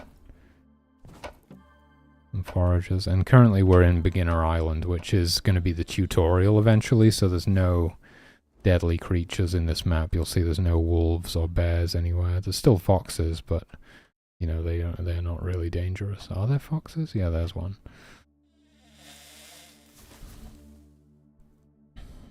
So, yeah, everybody's been granted a gift now. And there's 0 ungifted humans remaining. So it's a nice little tribe, and yeah, it's all about just like, you just got to manage the tribe, right? Make sure you have enough of each gift, make sure you have enough resources to survive. And then you've got to start thinking about like sending your worshippers out to start unlocking shrines and stuff. Miracle fur would be a useful one for us to get these tents built. I can send them over here.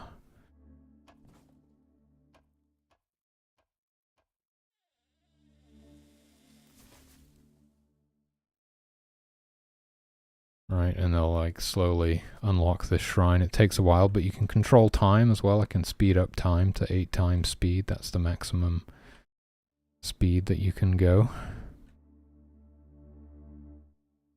Well, the hunters are gradually bringing in a bit of fur. Raining again. Oh, okay, we're up to 21 now. We're doing pretty good. Oh, almost there. Almost there. Oh my god, it's getting really heavy.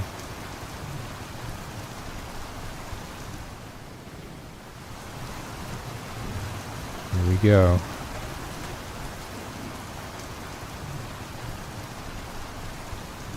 Boom, miracle fur unlocked. Take these guys back home. Miracle light would be pretty useful right now. I can barely see. Yeah, we want to give these guys a chance to... There we go, put the last of the fur on there. So our carpenters should get this store built pretty soon. Let's see.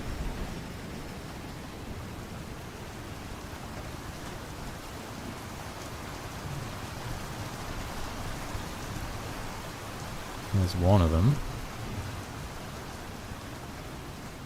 There's another one.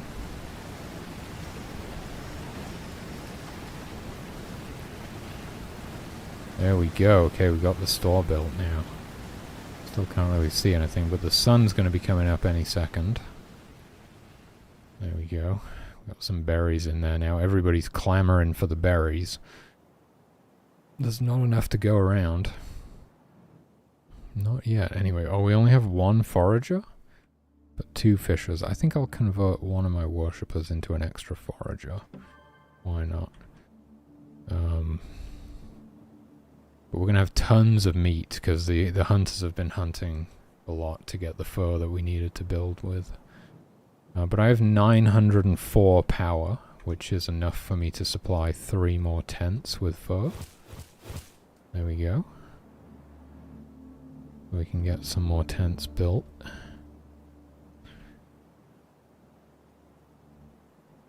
And let's see how my worshippers doing. Okay, they're getting a bit thirsty. We'll wait for them to grab a drink. They're all a bit cold as well, I'm noticing. Because they don't have any shelter and it was raining. And the fire's not lit right now. Yeah, nice thing is, like, if you can have the fire quite close to your obelisk here, then it will help keep your worshippers warm. I think if I put my drum a little bit closer on this side of the map, I could have a second drum, but then I'd need a second drummer as well. But he's going to help my water bearers get to this stream quicker if he's a bit closer. It's got quite a large radius on it. It's like a 45 unit radius. It's bigger than this sphere of influence right now. But I could expand my sphere of influence by unlocking one of these expansion stones. But I think I want to get Miracle Light next. Let's go ahead and activate this shrine.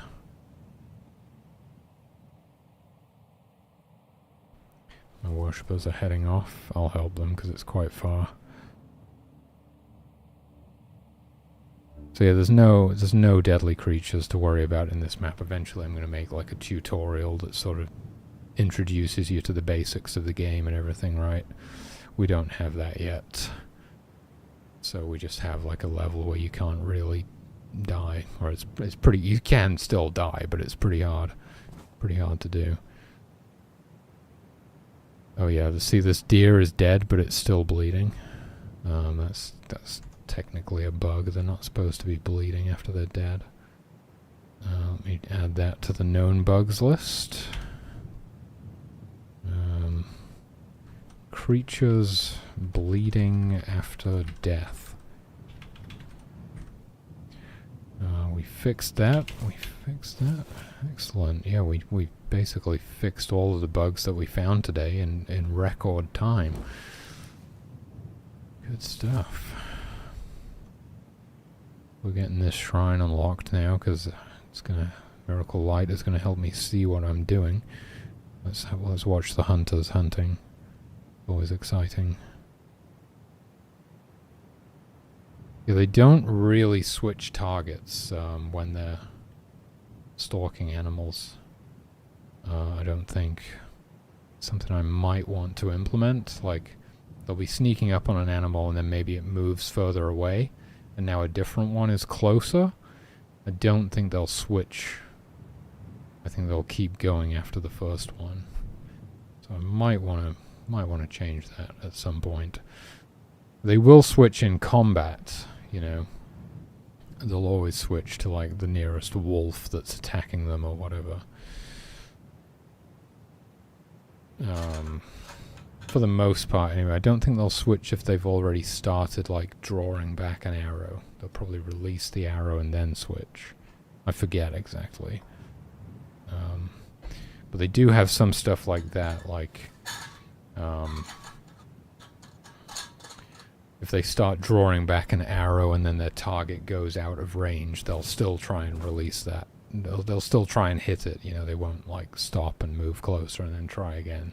They'll still release that arrow and then they'll move. Same with the healers actually. If a shaman is trying to heal somebody and then they move out of range, they'll still finish their cast before moving closer. I thought that was important because they were a lot less effective when they didn't have that ability. How are we doing? Like halfway on the next shrine now. So that's kind of the game right now, you know, and you just go through the levels and you get more and more miracles, and it's the environments become less and less hospitable, you know. It's harder to survive in some of these environments. And you just got to see if you can survive through the desert and through the rainforest and the swamp and all of that stuff.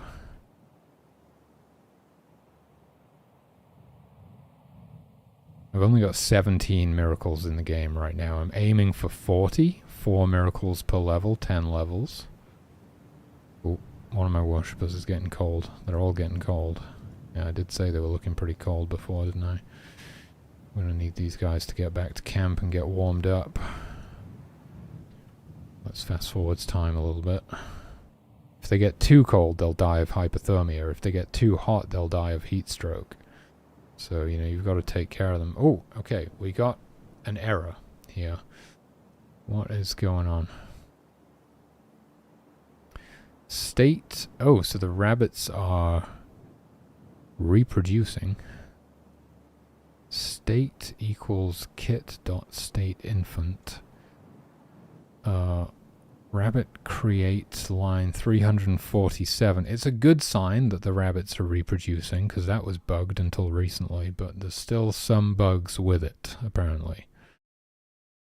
Okay, so we go to the rabbit. Line 347 in the create event. Something's wrong with this. Oh, I see, because I'm doing with kit, but I forgot to delete this. Fascinating.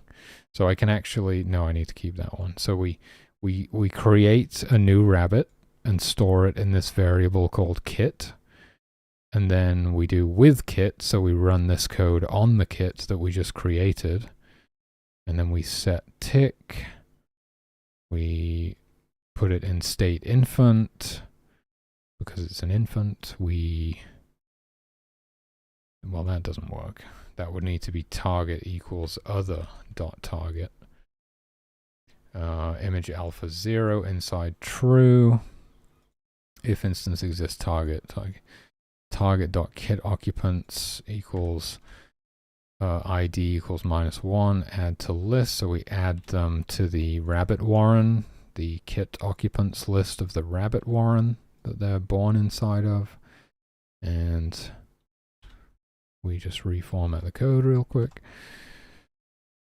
get it looking nice.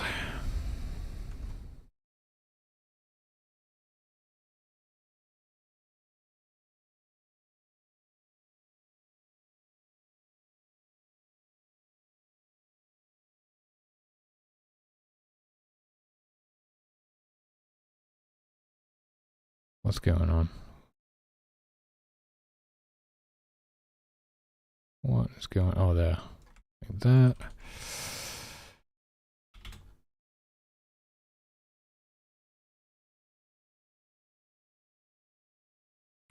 That's a bit more readable for me anyway. Target occupants. Yep. That should be working now. It's unfortunate that we got an error there, because I always love seeing the bunnies, the kits. That's what baby rabbits are called, by the way, kits.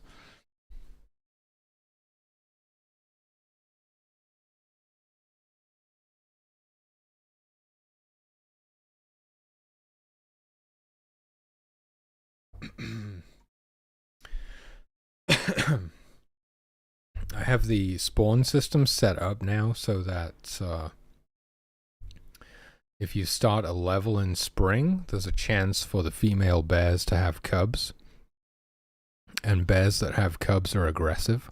Normally bears are passive. They're not going to bother you. But if they have cubs, they will defend their cubs.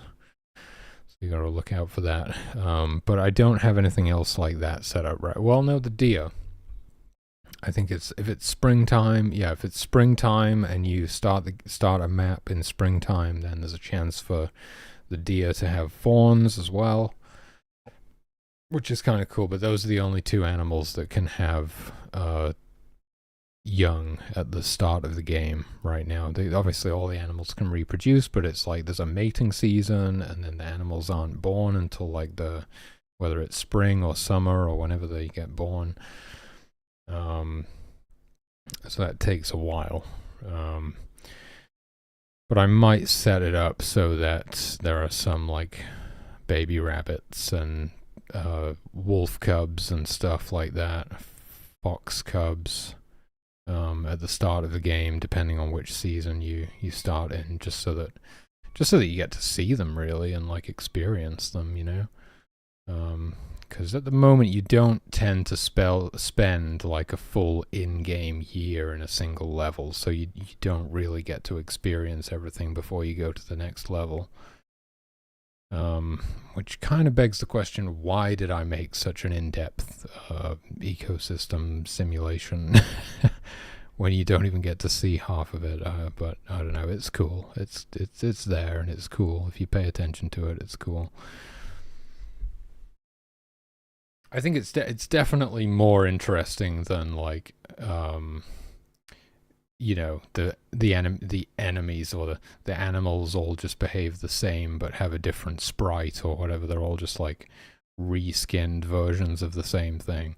It's kind of cool that they all have their own unique behavior and they all behave differently. It's nice. Yeah, I do like those little details, because you'll sort of look around the world, and you'll see the animals, see what they're up to, see what they're doing. It's more interesting that way.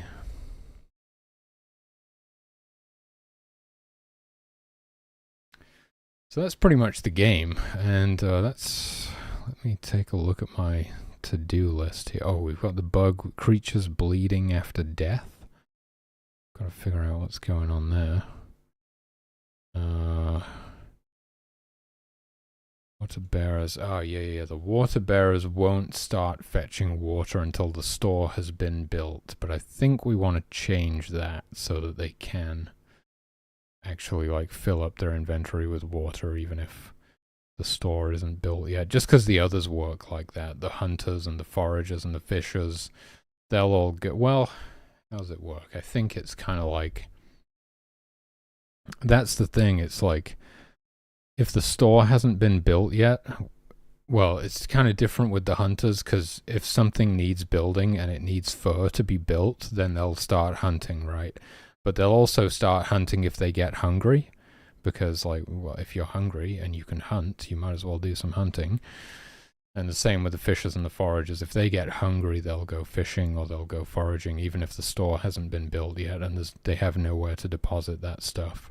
Just because they can feed themselves, basically. It makes sense that they would do that. But the water bearers won't.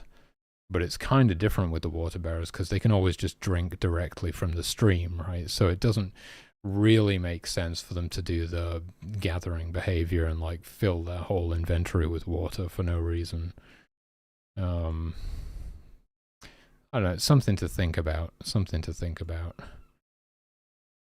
Update clear trackers function to be universal, make clear other trackers function, remove blah blah blah blah blah, skeletons disappearing. Okay, yeah, we're looking good though. I've knocked out most of the major stuff here. I just want to take a quick look into why the creatures are bleeding after they're dead.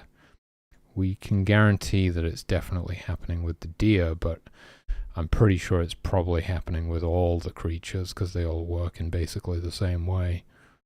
Oh, nope. Okay, that would explain it. That would explain it. Stop dots. 50 fucking DKP minus. Well, I basically just commented out the thing that stops them from bleeding when they're dead.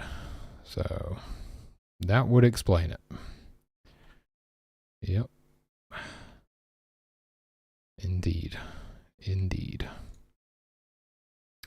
So I guess I'll just check the other creatures as well, make sure that that's not the case anywhere else.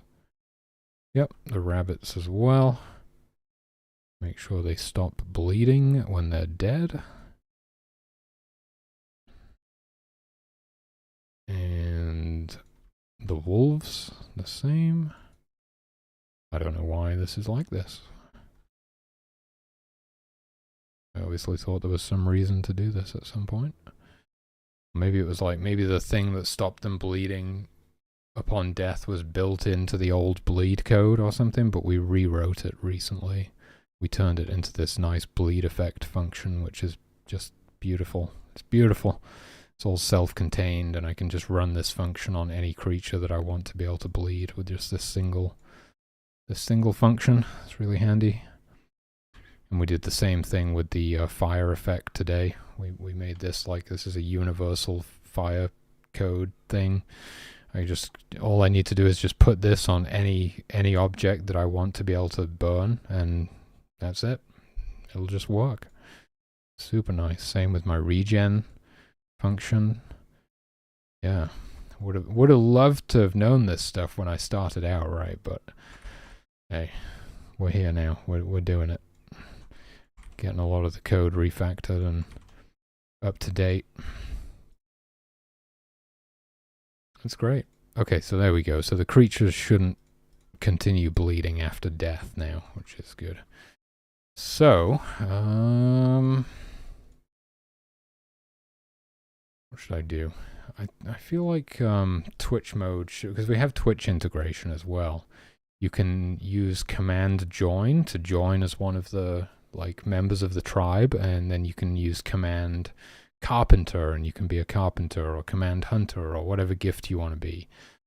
So we have this like fun way that streamers will be able to play the game with their chat, where chat is essentially the tribe and the streamer is God, and they've got to like all try to work together to survive. It's pretty fun. But I kind of feel like Twitch integration should be disabled by default, right?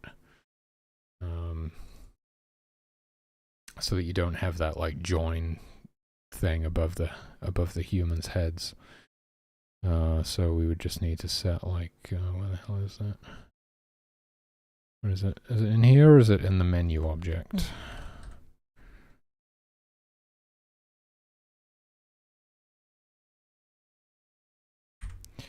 There it is. So if we set Twitch to false by default, then you'd have to go into the menu and enable it if you want Twitch integration on. And then, yeah, I think I just want to crank the version number. Version 0.5.5.2. Massive. Huge.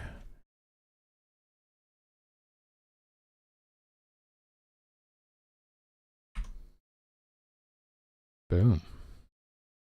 All right. Nice.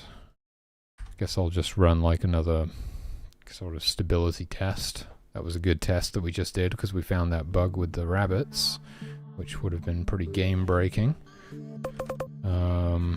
Let's try easy mode, run it in test mode.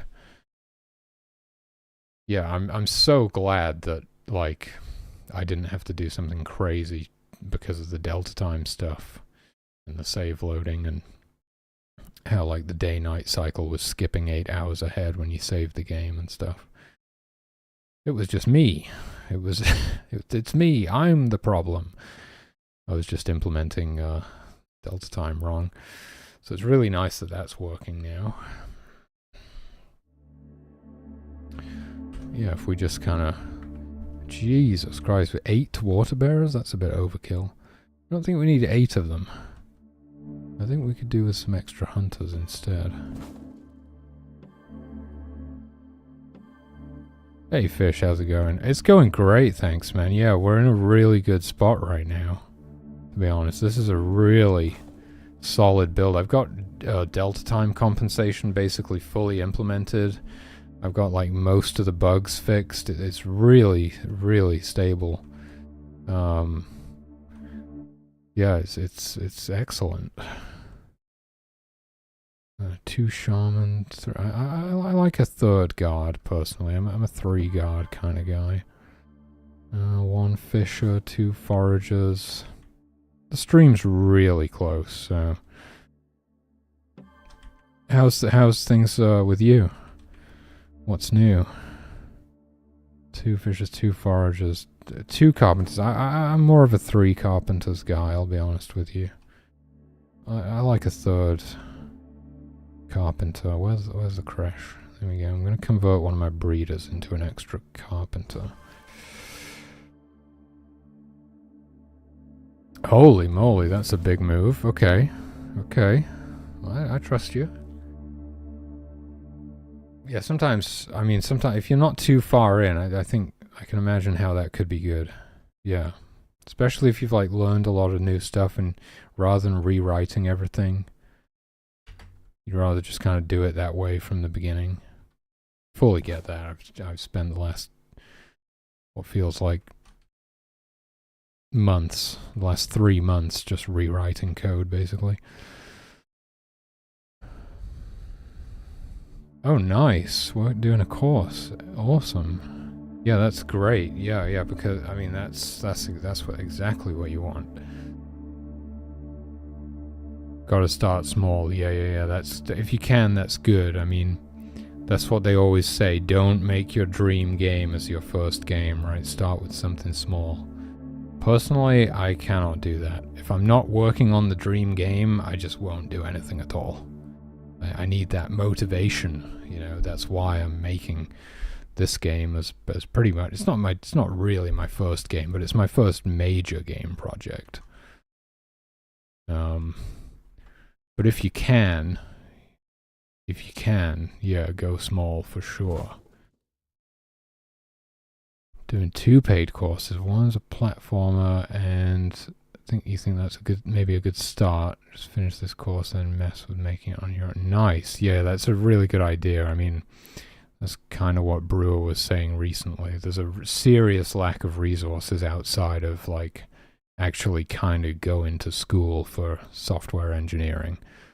You know, YouTube tutorials is kind of just like the blind leading the blind, really. Just a bunch of people who have no idea what they're talking about trying to tell you how to make a game. But Brewer's been talking about doing like a YouTube series with Grog to kind of help remedy that, which sounds really cool.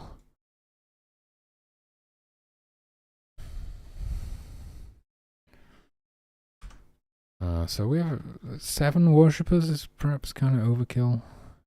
But I'm on easy mode, that's why I've got so many, isn't it?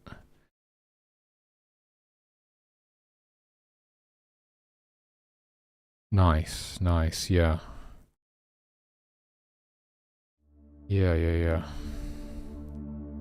Super useful, because I mean, you know, it's like if you don't even know what tools you have at your disposal, how are you supposed to know that they exist? I mean, you know.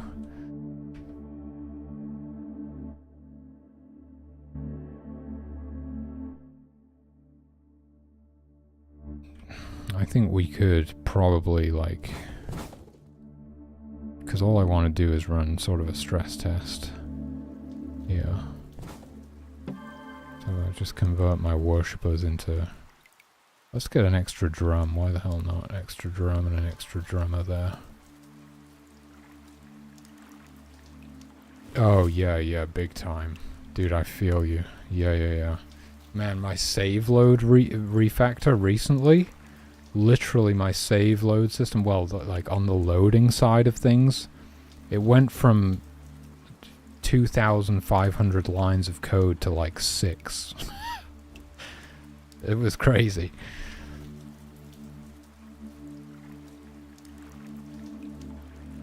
There's still some like unique handling that I have to do in there, so it's not truly like the main part of it. If I had a simpler game where I didn't have like a bunch of extra stuff that I have to do when loading a save, it could have just been like these 6 lines of code.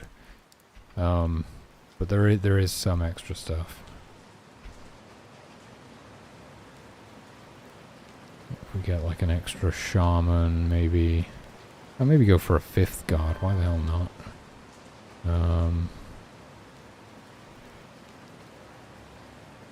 I was kind of playtesting a minute ago. I was sort of showing off the game. I'm just really going to do a stability test now. I'm just going to stick it in 8 times speed and just let it run for a minute. Because I'm going to be like releasing this build in a sec.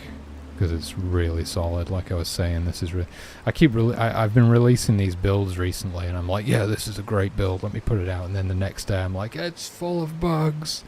No. No, don't stop. Don't play it. No. It's completely broken.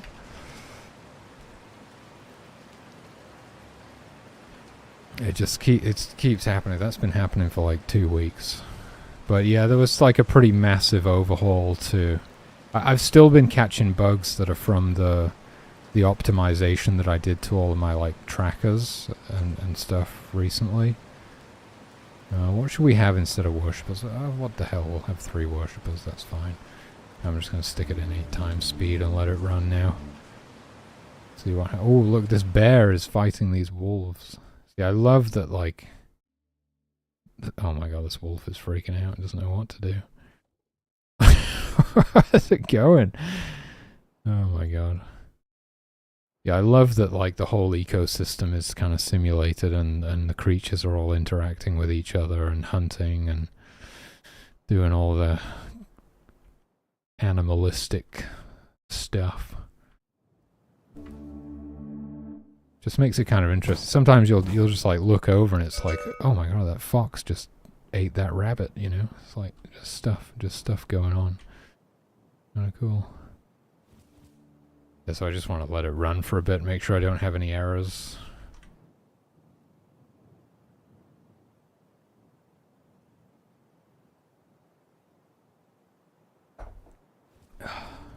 Did this tree catch fire? I guess it must have done. Why is this... Oh, I just couldn't see the particles. That's one issue. Yeah. In fact, I should move the campfire further away from the tents, otherwise it's probably gonna set something on fire, isn't it?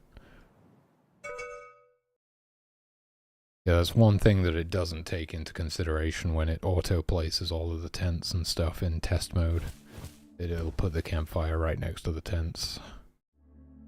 Now, it's one of the problems with running the game in like a higher timescale is that the particles, they have like such a short life that they just basically disappear instantly, so you can't even see them. It's a bit of a problem. Maybe I could swap the sprites as well or something eventually. But yeah, I think this, and the fact that we're still pulling like 100 FPS then again, this is beginner. No, this isn't beginner island. Wow. Okay. Well, we're doing pretty good. Ah, we just lost a forager. Yeah, foragers, they've got it rough.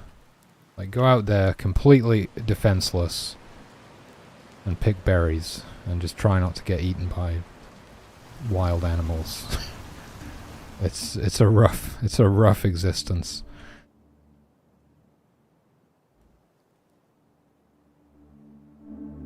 Yeah, yeah. It's brutal.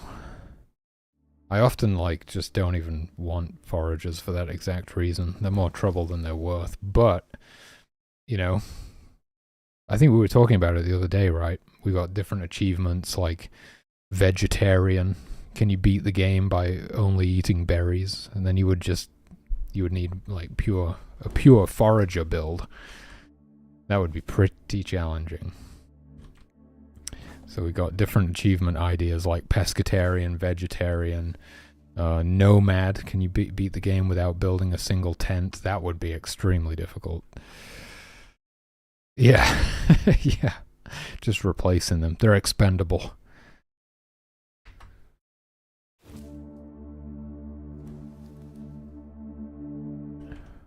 Oh my god. Oh wow, they made it. It was a water bearer. And attacked by wolves, they actually got healed.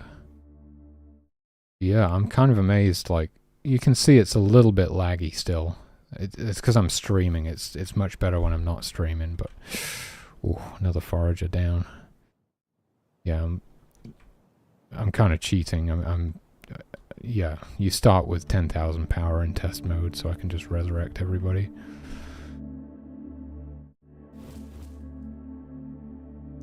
Yeah, I've been thinking about, like, what the speedrun strats are gonna look like and stuff. Like, you just go pure worshippers and guards or something and just try and unlock the shrines as quickly as possible whilst the guards bludgeon everything to death. You just try and get through the levels as quick as you can. And it'll also be interesting because in the beginning, the portal stones, expansion stones, and miracle shrines were all combined into one.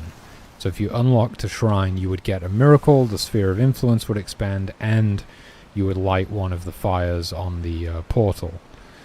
And so you couldn't leave a level without getting all of the miracles. But then I split them into 3 different things, right? So now the miracles are completely optional.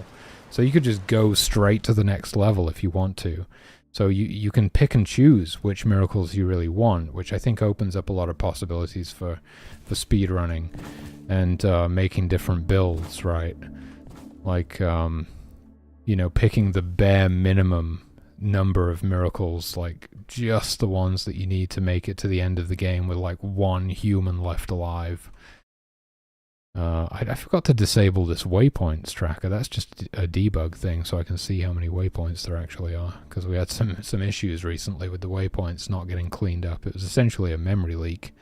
We had like 10,000 waypoints. The frame rate just kept going down. I was like, why? What's happening to my frame rate? Well, we got that sorted in the end, though. So it wasn't long ago that I refactored, like, all the waypoint spawning code and made them into actual functions, so that because you know, tons of different creatures spawn waypoints for tons of different reasons. So it was like the same code copy pasted over and over again, and, like, I mean, literally, possibly like 100 different places almost or something.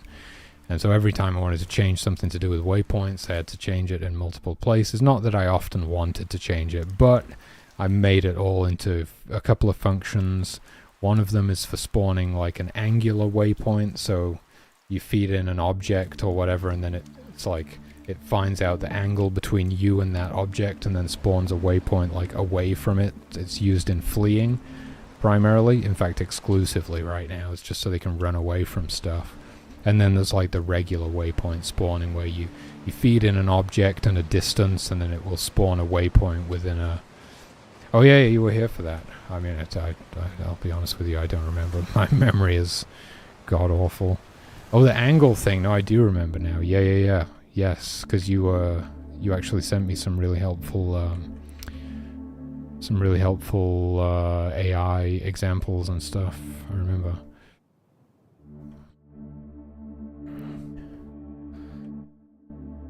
Tell me about it. It's getting a little bit concerning at times, to be honest, how bad my memory is getting. But hey, I do my best. So that's all, yeah, that's really, but it caused a bunch of issues, but we finally got it all smoothed out.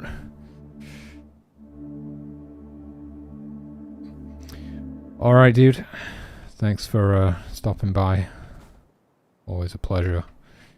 Hope you have a great day, great rest of your day. And thanks for the look. But yeah, we've been running this, it's day 18 now. It seems pretty stable, we're not getting any errors. Are there any baby rabbits? I think I might have just spotted one there. Have the rabbits been boinking? Are they breeding like rabbits? Cool, cool. Well, I can't guarantee... Yep, there's a bunch of baby rabbits there. Awesome. I can't guarantee I'll be live much longer, to be honest with you. I'm sort of winding down, getting ready to put this build out and call it a day.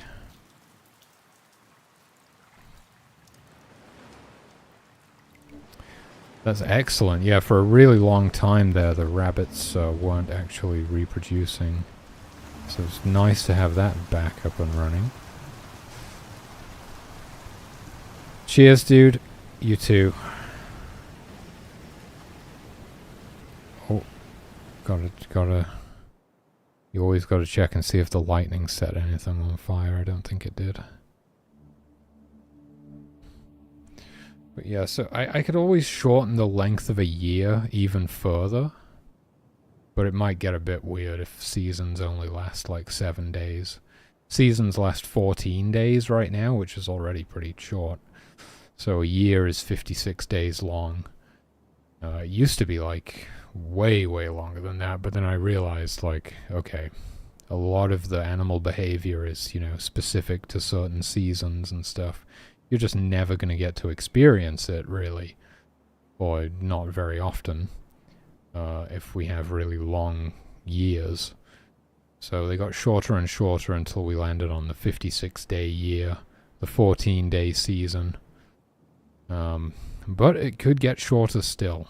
And it would be kind of cool. We're in summer right now. And in, 8 more days, we'll be transitioning into autumn. Yeah, I think it might even be a good thing if the years were shorter, because you'll get to experience the changing seasons more regularly. And that can just be nice. It can just keep like the player interest up, you know. We'll see. I'll think about it. I'll think about it when I eventually do some more play testing and stuff. Because it's one of those things that does help, like, the change of a season can really help sort of hook you back in. Maybe you're getting a little bit bored, but then, oh, it's winter and now it's snowing, and it's like, it changes things in quite a drastic way, and suddenly you sort of find yourself playing for another hour or something, because you got kind of hooked back in.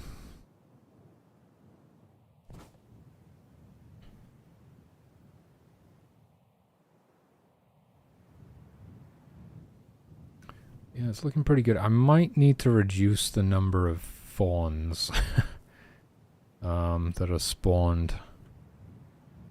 It just seems like a lot. It seems like a lot. And again, many of them... True. Many of them wouldn't make it because we're running in test mode and all the tents were pre-built. The humans weren't doing as much hunting. Obviously, if a fawn's mother gets killed, that fawn is not going to survive on its own. But then again, there's other options, like, you know, you don't need hunters necessarily if you just use worshippers and then unlock miracle fur and then use miracle fur to provide all of the fur that you need. You know, there's alternatives. Not sure most players would do that, but it is possible. I don't know what the hell this carpenter's doing. They're just really struggling to find this firewood for some reason. They're right next to it, but they can't see it. That's definitely a bug. Well, it's a good job we found that. Let's look into that.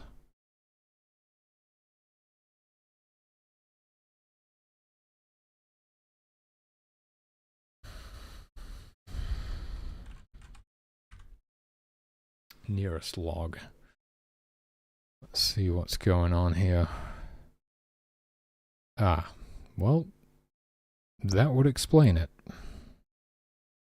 The nearest log tracker only updates if they're in state firewood or state firewood downtime. Well, I thought that would be fine, to be honest with you.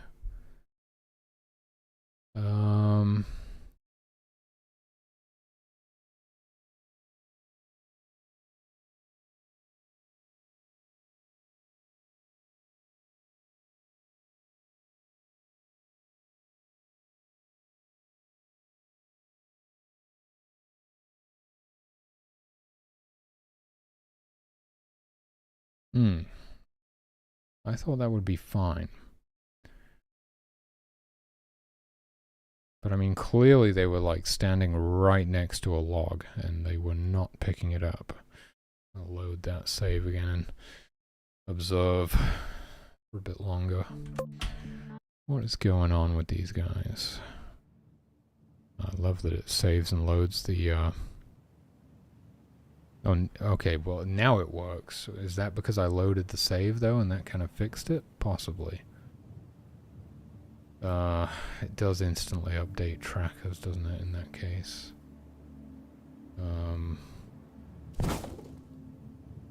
It could have been the timescale thing as well. No, it seems to be working fine now.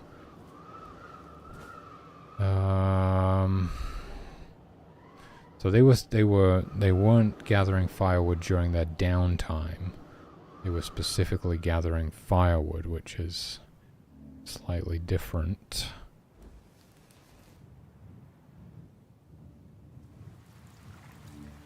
Kind of want to observe them.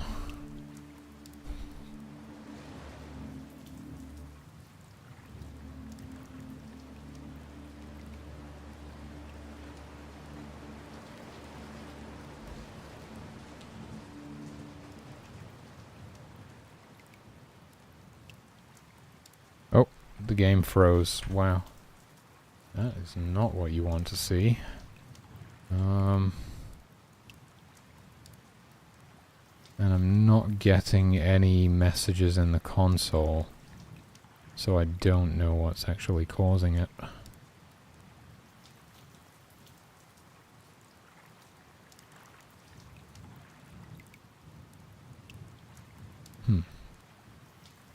That is not good.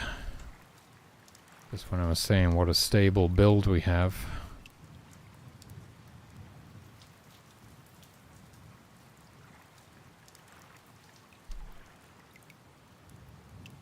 It doesn't seem to be...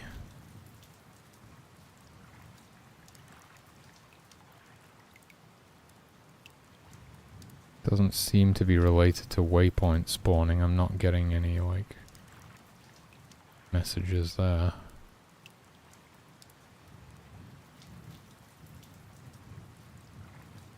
Pathing.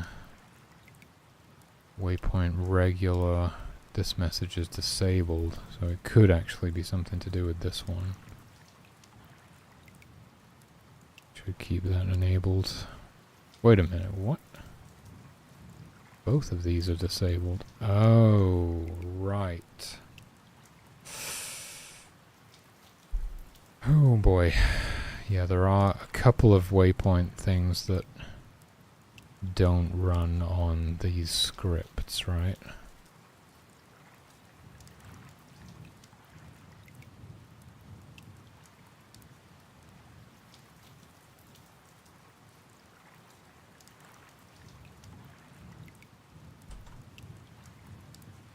should keep those debug messages enabled though.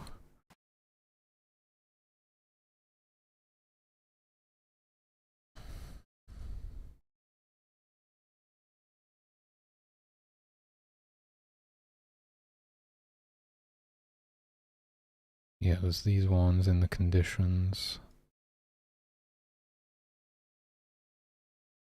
These aren't angular though.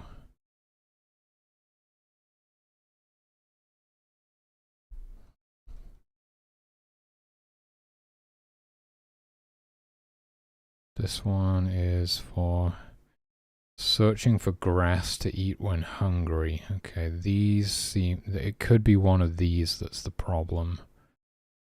I'm gonna put like a little...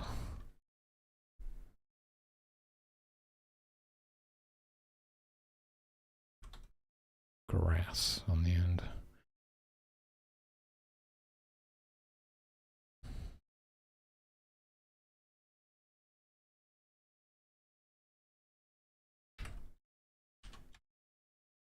Can figure out it's probably one of these causing it.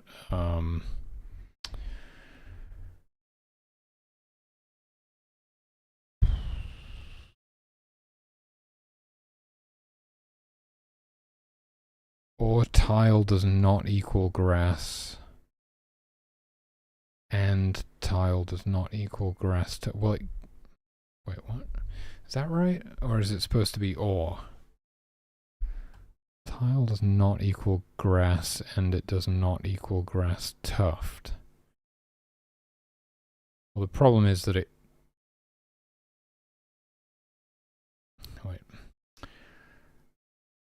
It could be grass, but then it wouldn't be grass tuft or forest tuft. So it would still fail. I think this is supposed to be or instead of and, isn't it? That's why we're getting stuck in an infinite loop. I'm still going to add these debug messages. But I think that's supposed to be or instead of and.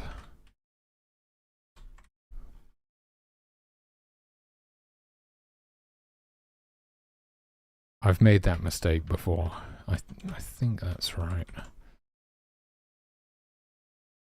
Oh my god, why is this one... why is this one still like this? Jesus. Oh, we're supposed to do var tile equals tilemap get. Oh, this one's hibernation.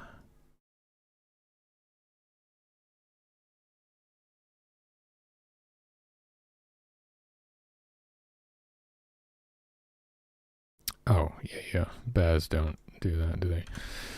Var tile equals tilemap get map ID xy, and then I'm supposed to do or... well, this one is and as well. And this is the old one. Clearly it hasn't been updated. And then we do tile does not equal grass, etc.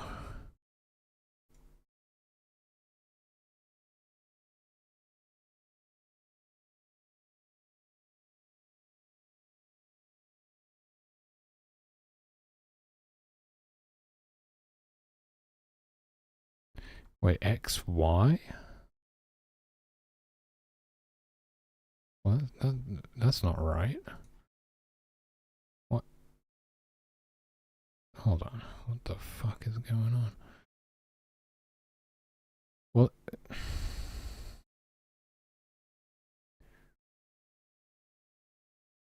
supposed to be based on the spawn location.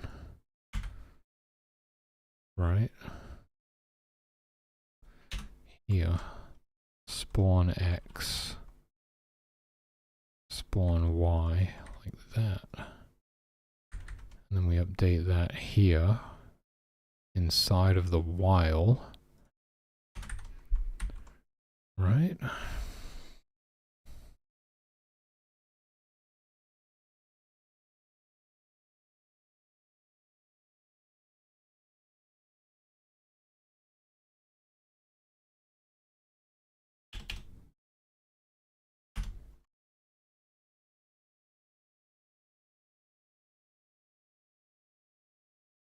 Maybe that was the problem. I mean,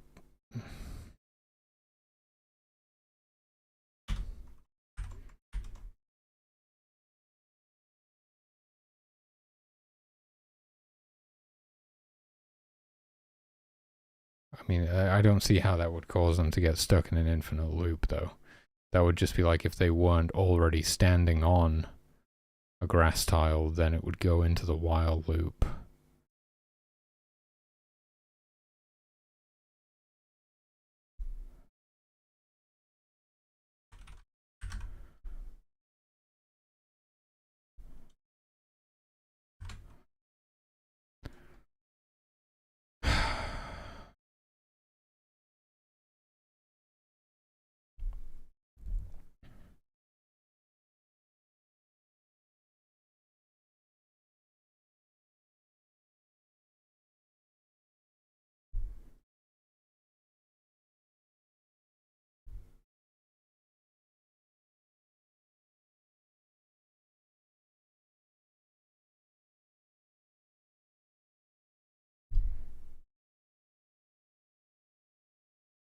What's an example? What about like the respawn code? Same. I'm still, oh my god.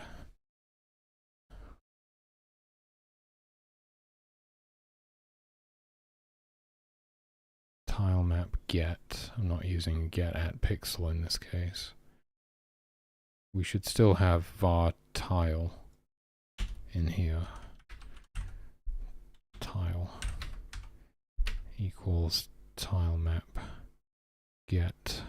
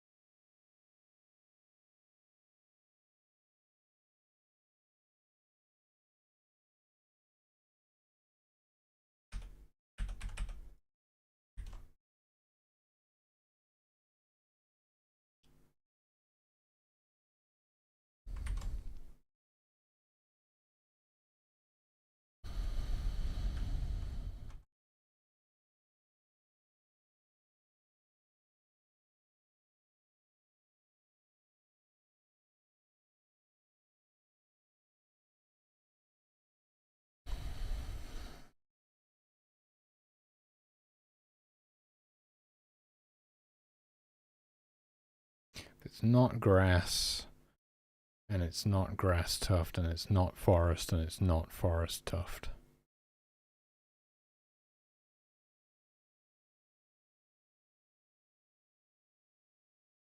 But the thing, I could be wrong, but the thing is, if it is grass, then it's still not going to be grass tuft, forest, or forest tuft. So we'd still be stuck in the while loop, right? I think it's supposed to be or. I'm never quite sure about this. I always struggle with it.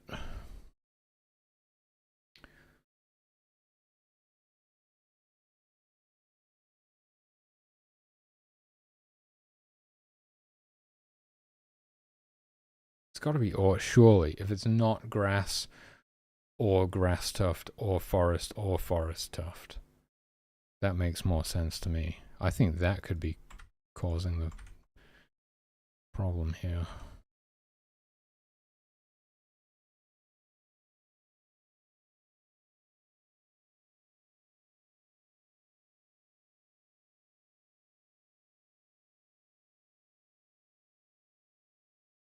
Because the other way, if it was and, go look at one of the other examples.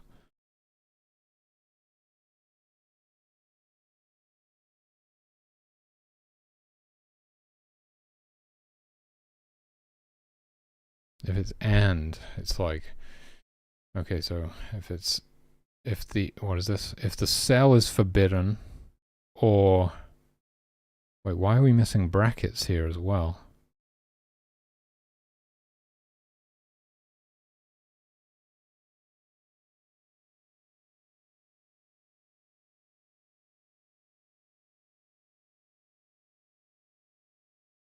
If the cell is forbidden, or the tile is not grass, and not grass tuft, and not forest, and not forest tuft.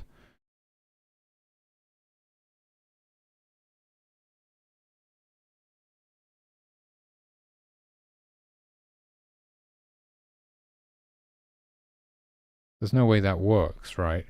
Because if it like tries to spawn on a sand tile, then it's like, oh well, it's none of these. But then if it tries to spawn on a grass tile, it's like, yeah, but it's not a grass tuft or a forest, or so it's still stuck in the while loop, isn't it? Are the brackets? The brackets are completely unnecessary, right? I was actually right about that.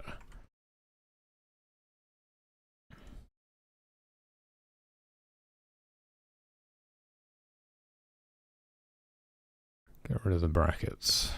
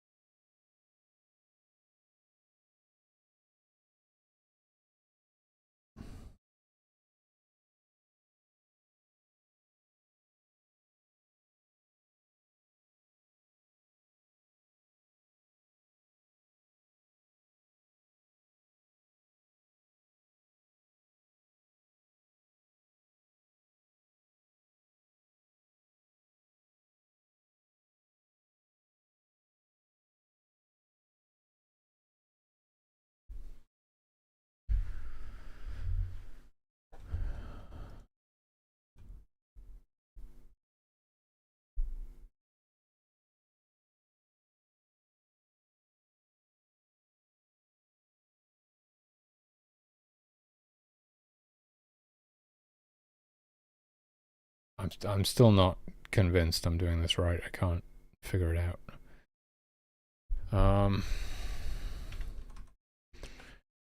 If the tile is forbidden, or the tile is not grass,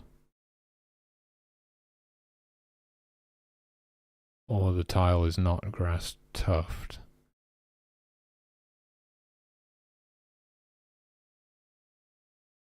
or rock, or forest tuft, forest rock, earth.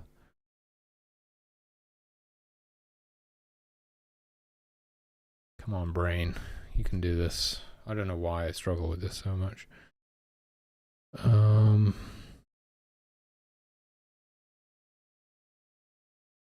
So when does it leave the while loop? Let's say it is a grass tuft. No, let's say it is grass. Does it just exit the while loop as soon as it hits this?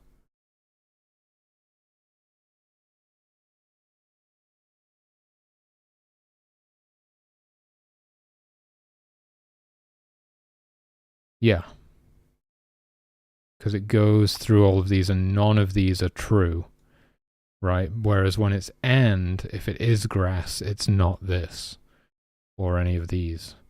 So this actually works. That's why the game was freezing. Okay, got there in the end.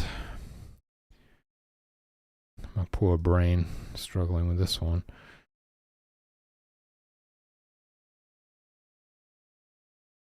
Okay, I believe we should be good. I mean, I might even be confident enough to disable the debug messages now.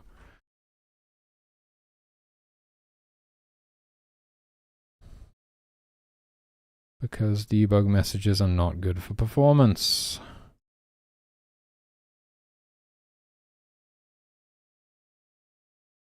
Guess we can run another stability test, right?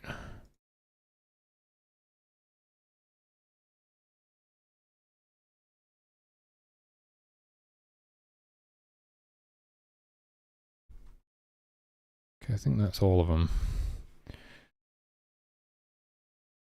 Okay, well that's huge, because we definitely don't want the game to be freezing.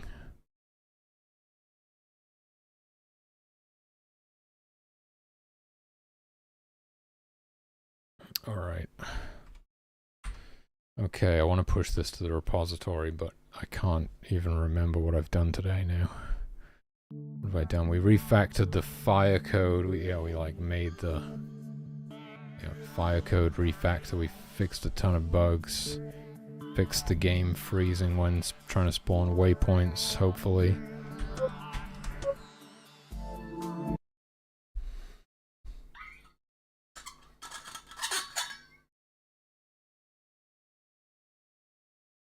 Just gonna grab something to drink. I'll be right back.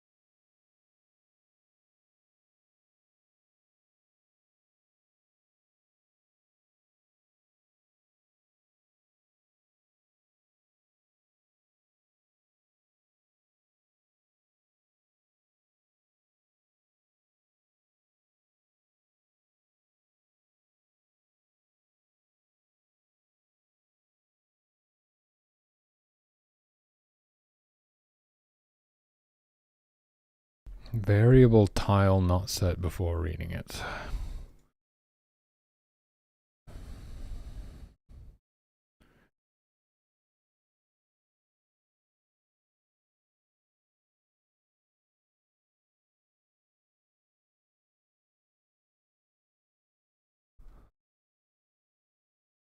I'm still. Oh my god. That's why it needs to be outside of there. Oh, that's what that's for. Jesus Christ. So first they're checking that they're not standing on a grass tile already. Gotcha. Okay, and then this. Oh, I see, okay. My god, okay,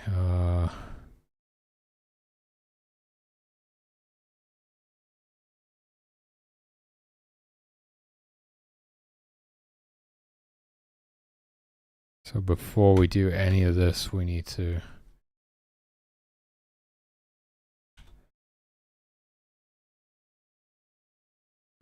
update tile. Tile equals, and in this case it is X and Y, because it's their own position. Are they standing on a grass tile or not? What we're looking for. And then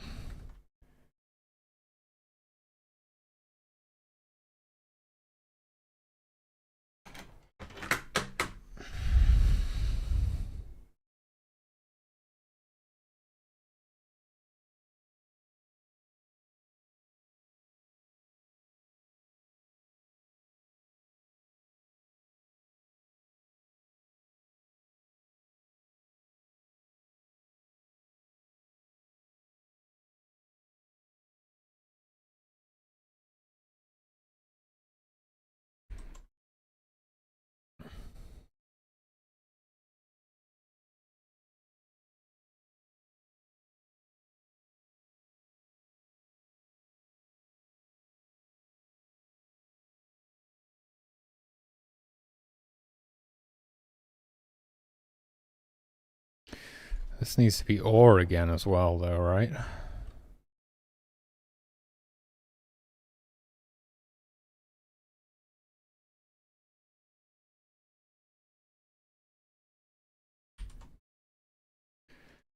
Tile is not grass or grass tuft or forest tuft. And then we update tile to the spawn location after we've done this stuff.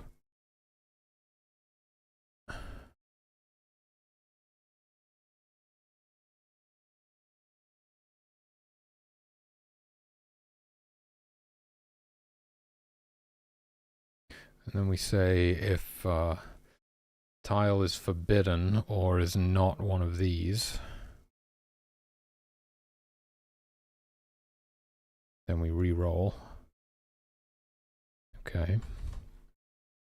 Okay. We're gonna have more problems, I imagine.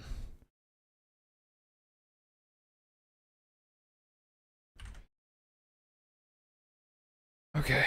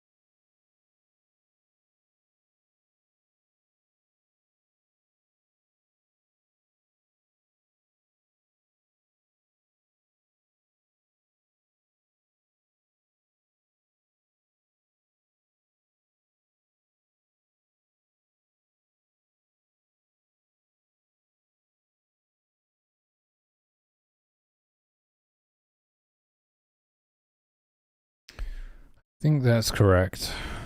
And then Dio.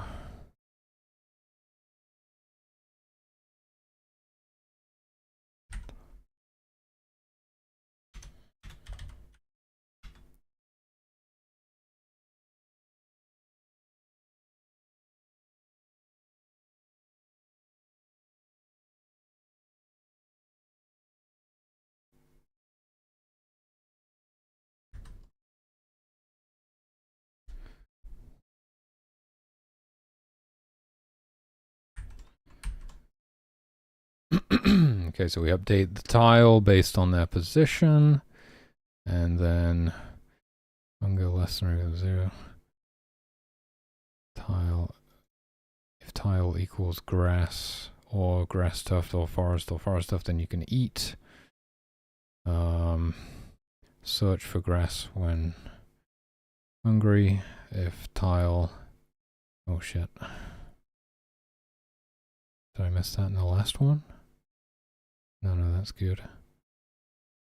If tile is not grass or grass tuft or forest tuft, then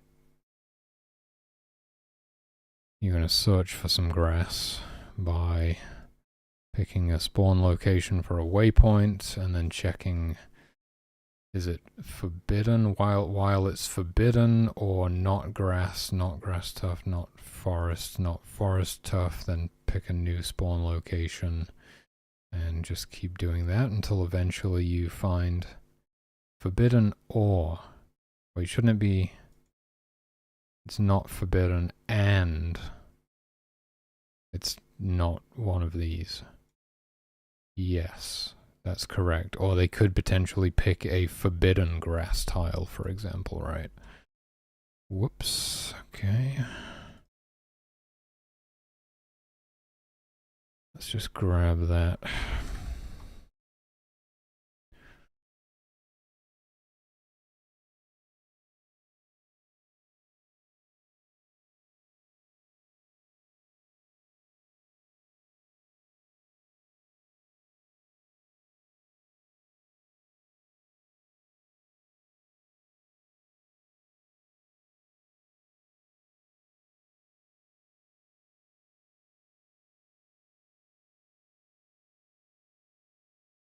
Rabbit, moose, deer, that's those.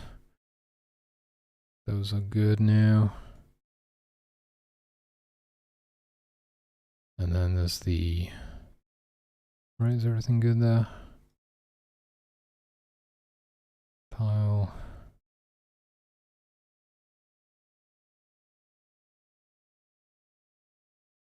Seems good. And then bear. Hibernation.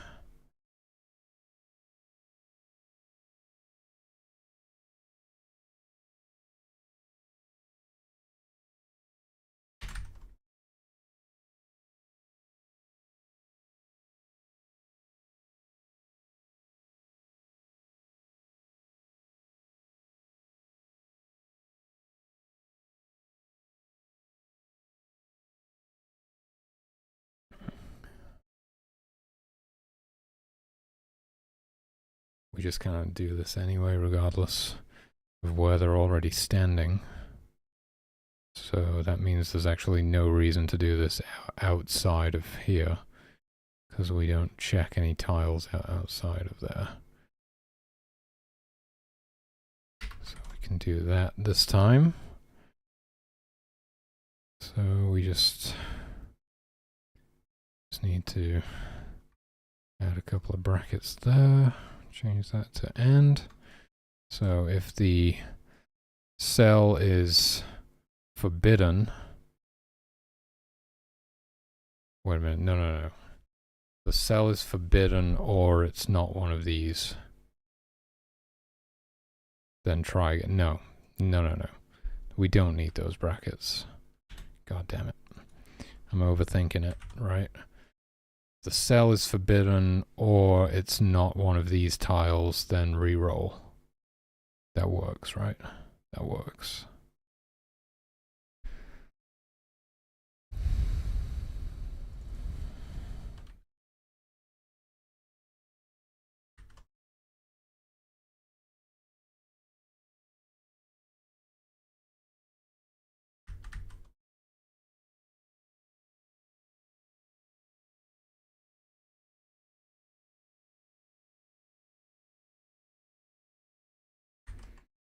Okay, we made it.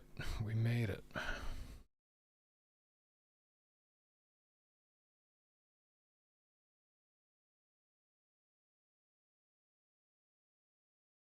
If you're hungry and it's the right time of day and your tile does not equal grass or grass tuft or forest tuft, spawn a waypoint while the waypoint is while the spawn location is forbidden or not one of these tiles. Try again.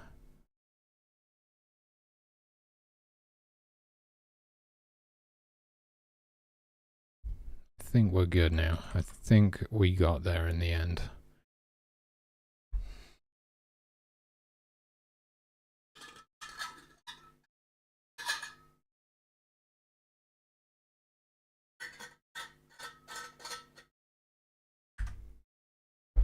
Does the game run?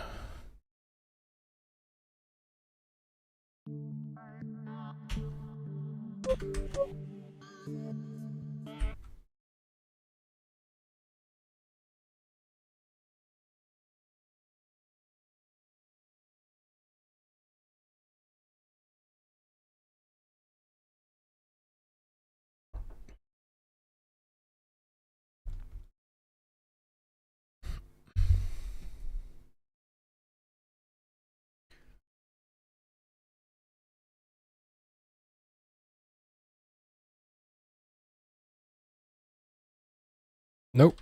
The game is frozen.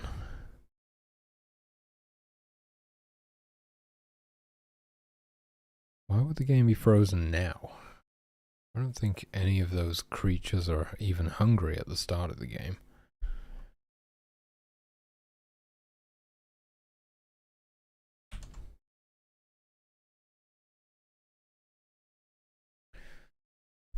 Oh geez, what have I done?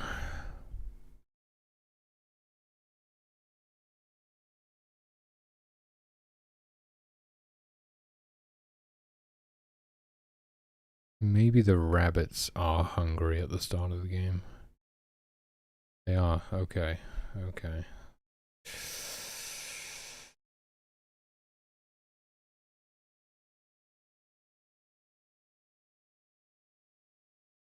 Okay.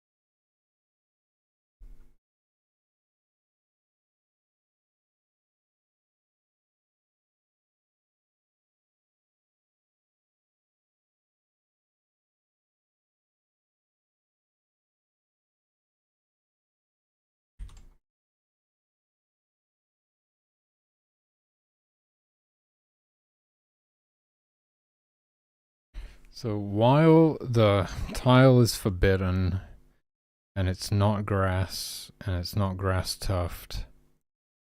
No, yeah, no, that's right. I see it now.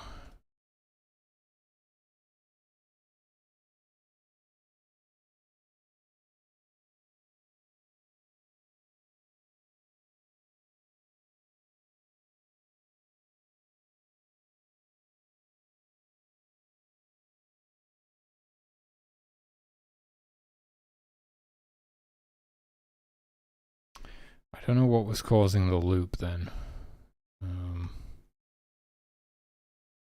I should probably re-enable these debug messages. I don't know why I'm re-enabling it for the moose. It doesn't even exist.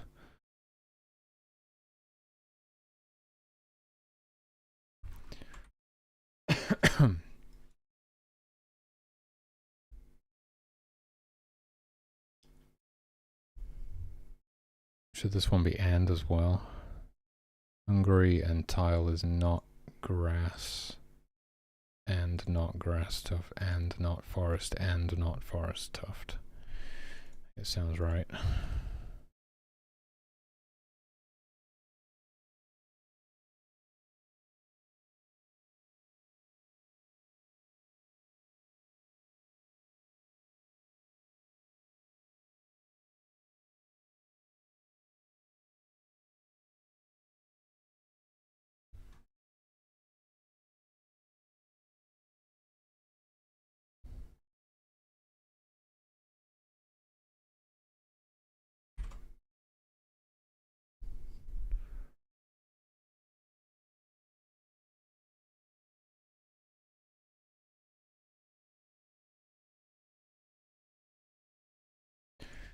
Hungary and tile is grass or grass tuft or okay, that I think that's correct.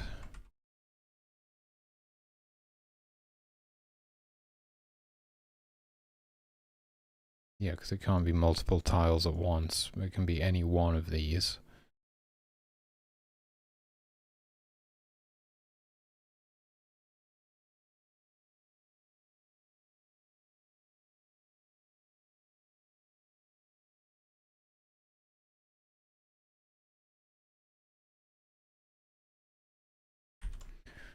Okay.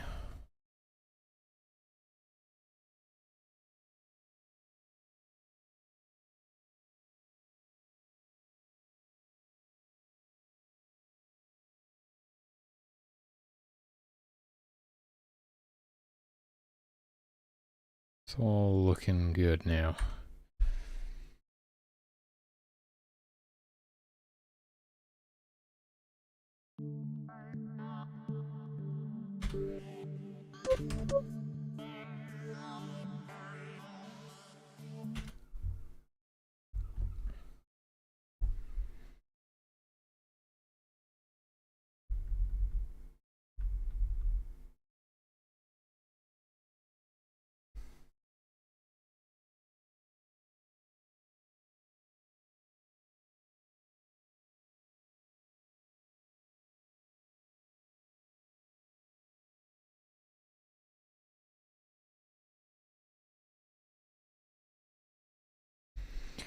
Okay, well, the game isn't freezing, that's good.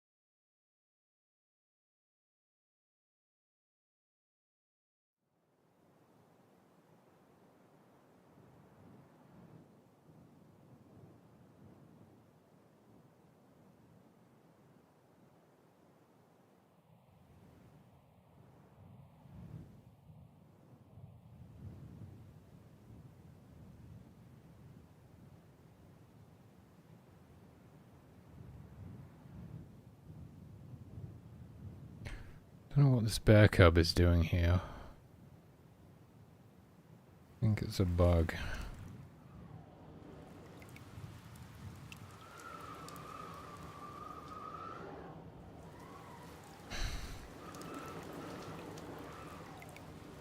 Game over. Humans died of hypothermia. Now I can see these waypoint spawns like popping up in the console.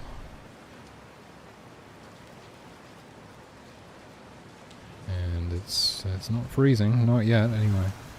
It's mainly the deer seem to be doing it.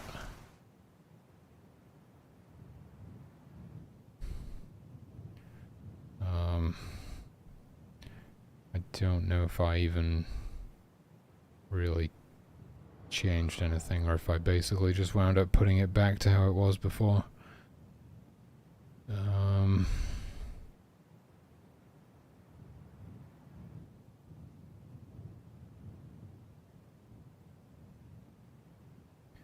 can't really imagine how this would cause it to freeze, other than me making a mistake, which hopefully I've corrected. I don't know. I can bring up source tree and look at the old code, I guess. Thought it was frozen for a second.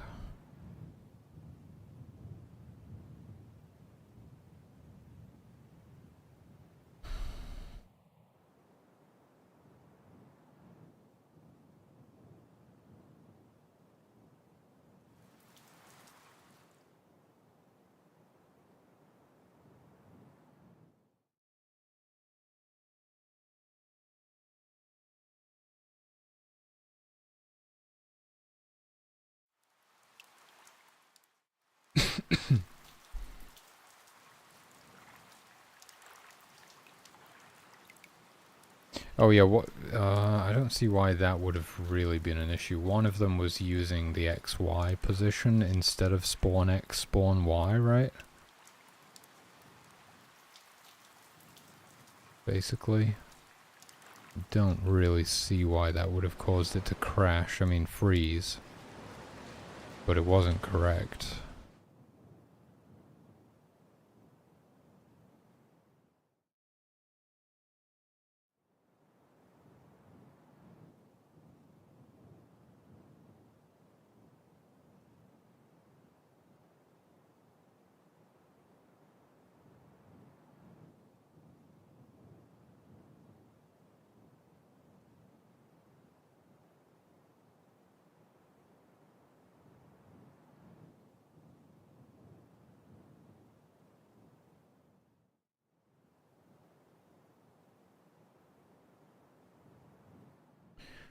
Yeah, I can't see that causing it to freeze. It would have just like checked its own position, and if it wasn't already on a grass tile, it would have picked a new spawn location and then updated the tile based on that, and then continued to loop.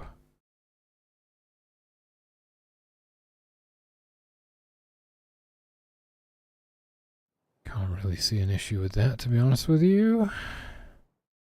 How long was that playthrough going? It was definitely the rabbit code that gave us... No, it was a freeze. It wasn't an error, it was a freeze.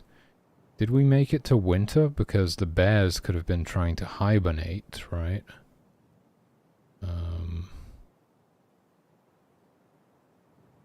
Could have been the bears. Not sure how long that playtest went on. Did we make it to day 28?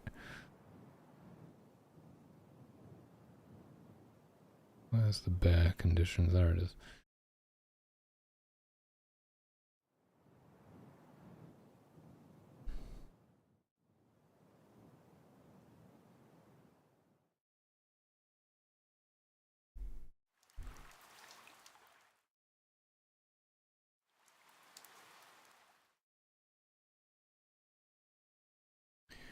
Well, it looks like... Well, the bear code wasn't even using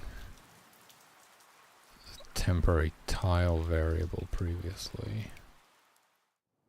That's not No, but it was using spawn X and spawn Y, so don't really see an issue there. No, I don't think it was the bears.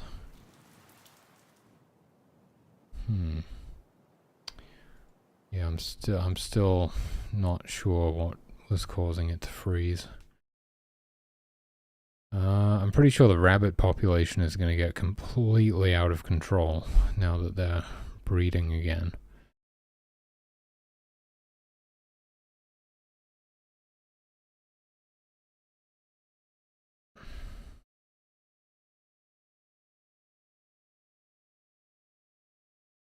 That's what the foxes are for. They're just there to hunt the rabbits, basically. Because, I mean, I haven't tested it in a really long time, but when we first implemented the rabbits, they would just breed like crazy, and we wound up with like thousands of them.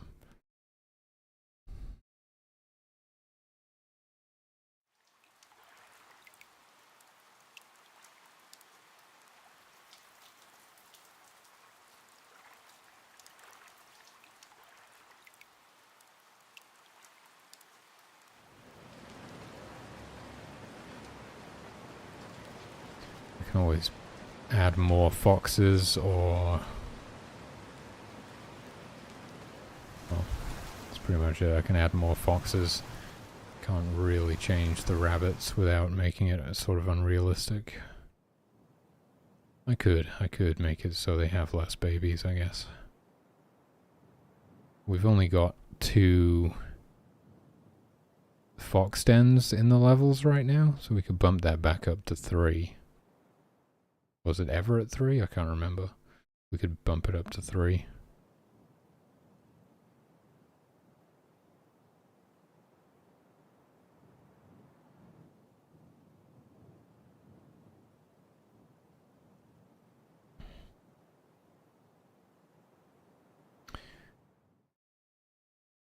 Anyway, I don't know if I fixed this or if the game is still going to freeze occasionally. It seems pretty rare, but obviously I need to fix it. We can't have the game freezing at any point. That would be pretty bad.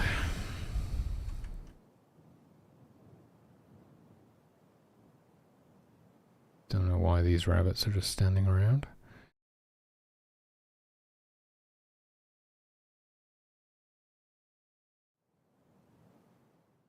That also seems like it could be a bug. Why are they just standing there? Oh boy.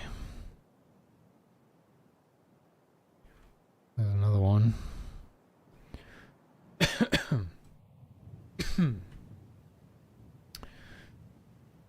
Okay. I'll write this down.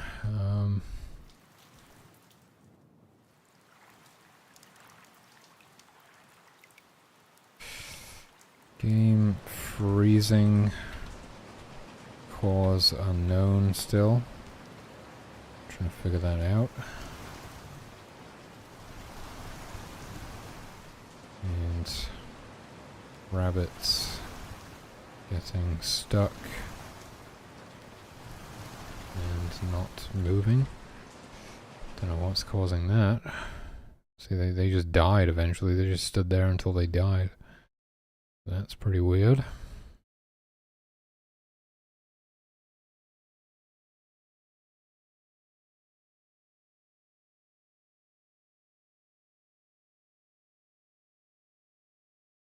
These ones look like they're stuck as well.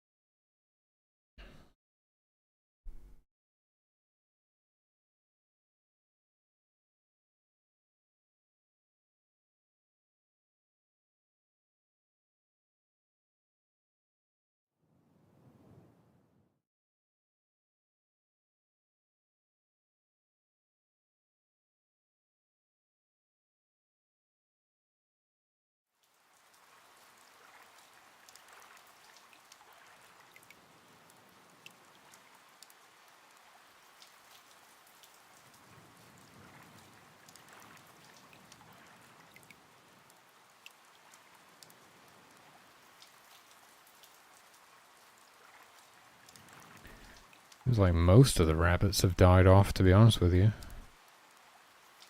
I'm not seeing many.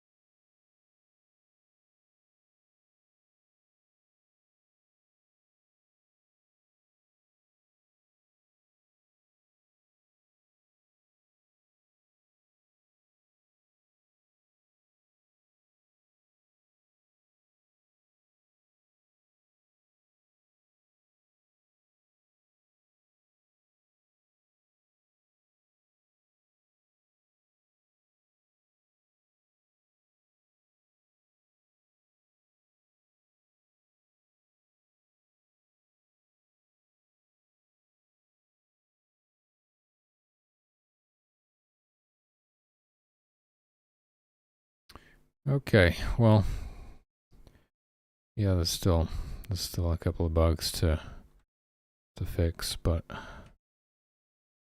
it's a hell of a lot better than it was when I started out today, so that's good. We made some progress. Can look into this stuff tomorrow, I guess. Got a bit of stuff to do tomorrow. I've got a meeting and got to like put together a kind of like a little, almost like a little business plan thing, so I can hopefully get some funding for the Steam page. Be pretty good.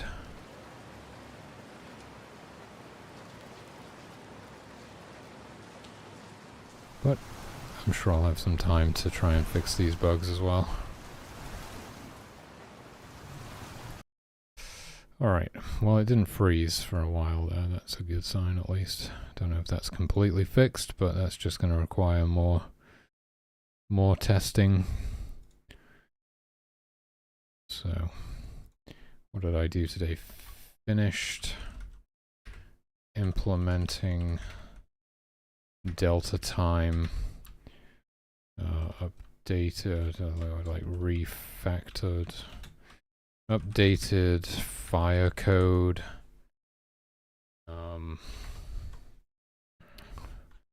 fixed a bunch of bugs, half of which I can't even remember.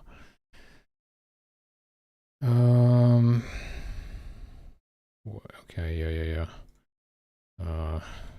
Fixed water bearer held. Fixed water bearers trying to extinguish held humans. Fixed miracle water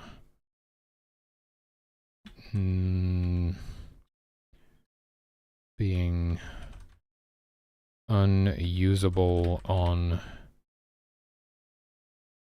humans outside of the sphere of influence.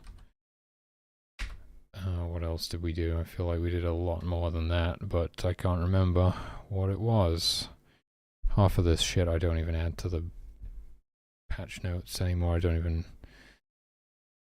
write it down. As if it's stuff that like used to work and then I broke it again by doing some refactoring or something, I don't even really add that to the list of bug fixes, because I mean, it used to work already. I can't remember what else I did. I like fixed some, like updated the save load system, because there was some stuff we were still trying to save that we don't use anymore, and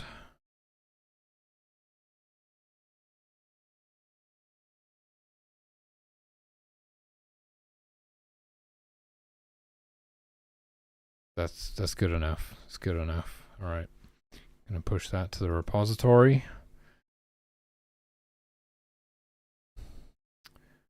And I'm going to release this build. It may not be perfect, but it's a hell of a lot better than the last one.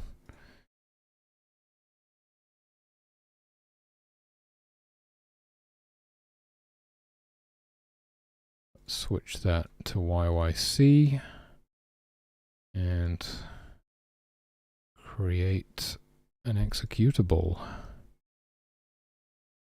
for version 0.5.5.2.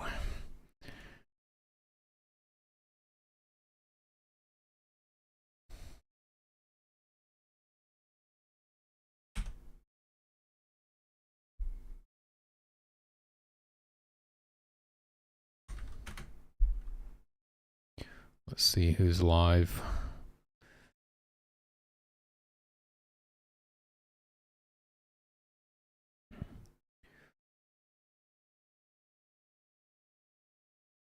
Clofy is live.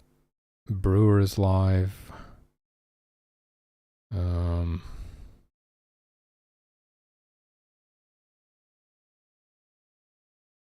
think I'll probably raid Brewer. I enjoy Brewer's stream, it's very chill.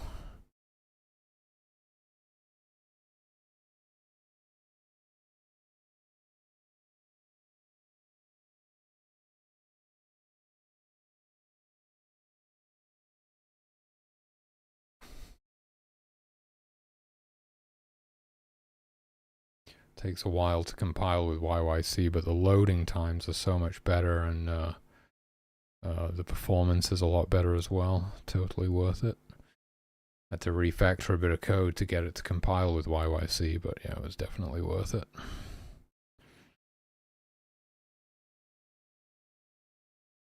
And basically just converts the game to C++, I believe. Hence YYC.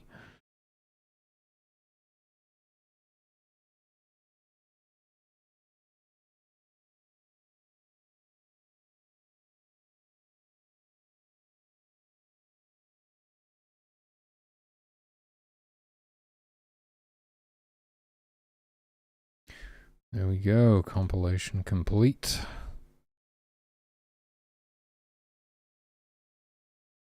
Uploading now.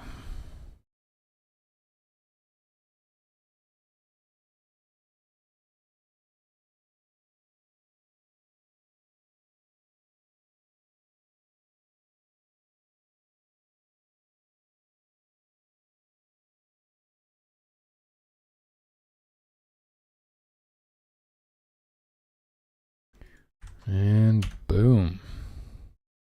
This build is now available for Ko-fi members to download. Give it a try.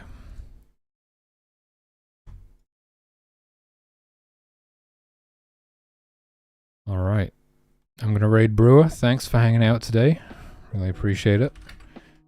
I'll be back tomorrow to try and fix some more of these bugs. And once we kind of get all that squared away, I'll be doing more pixel art again. I've got to fix the finish the rest of the human sprite. So we raid in Brewer. Here we go. Raid started. What? Tally ho!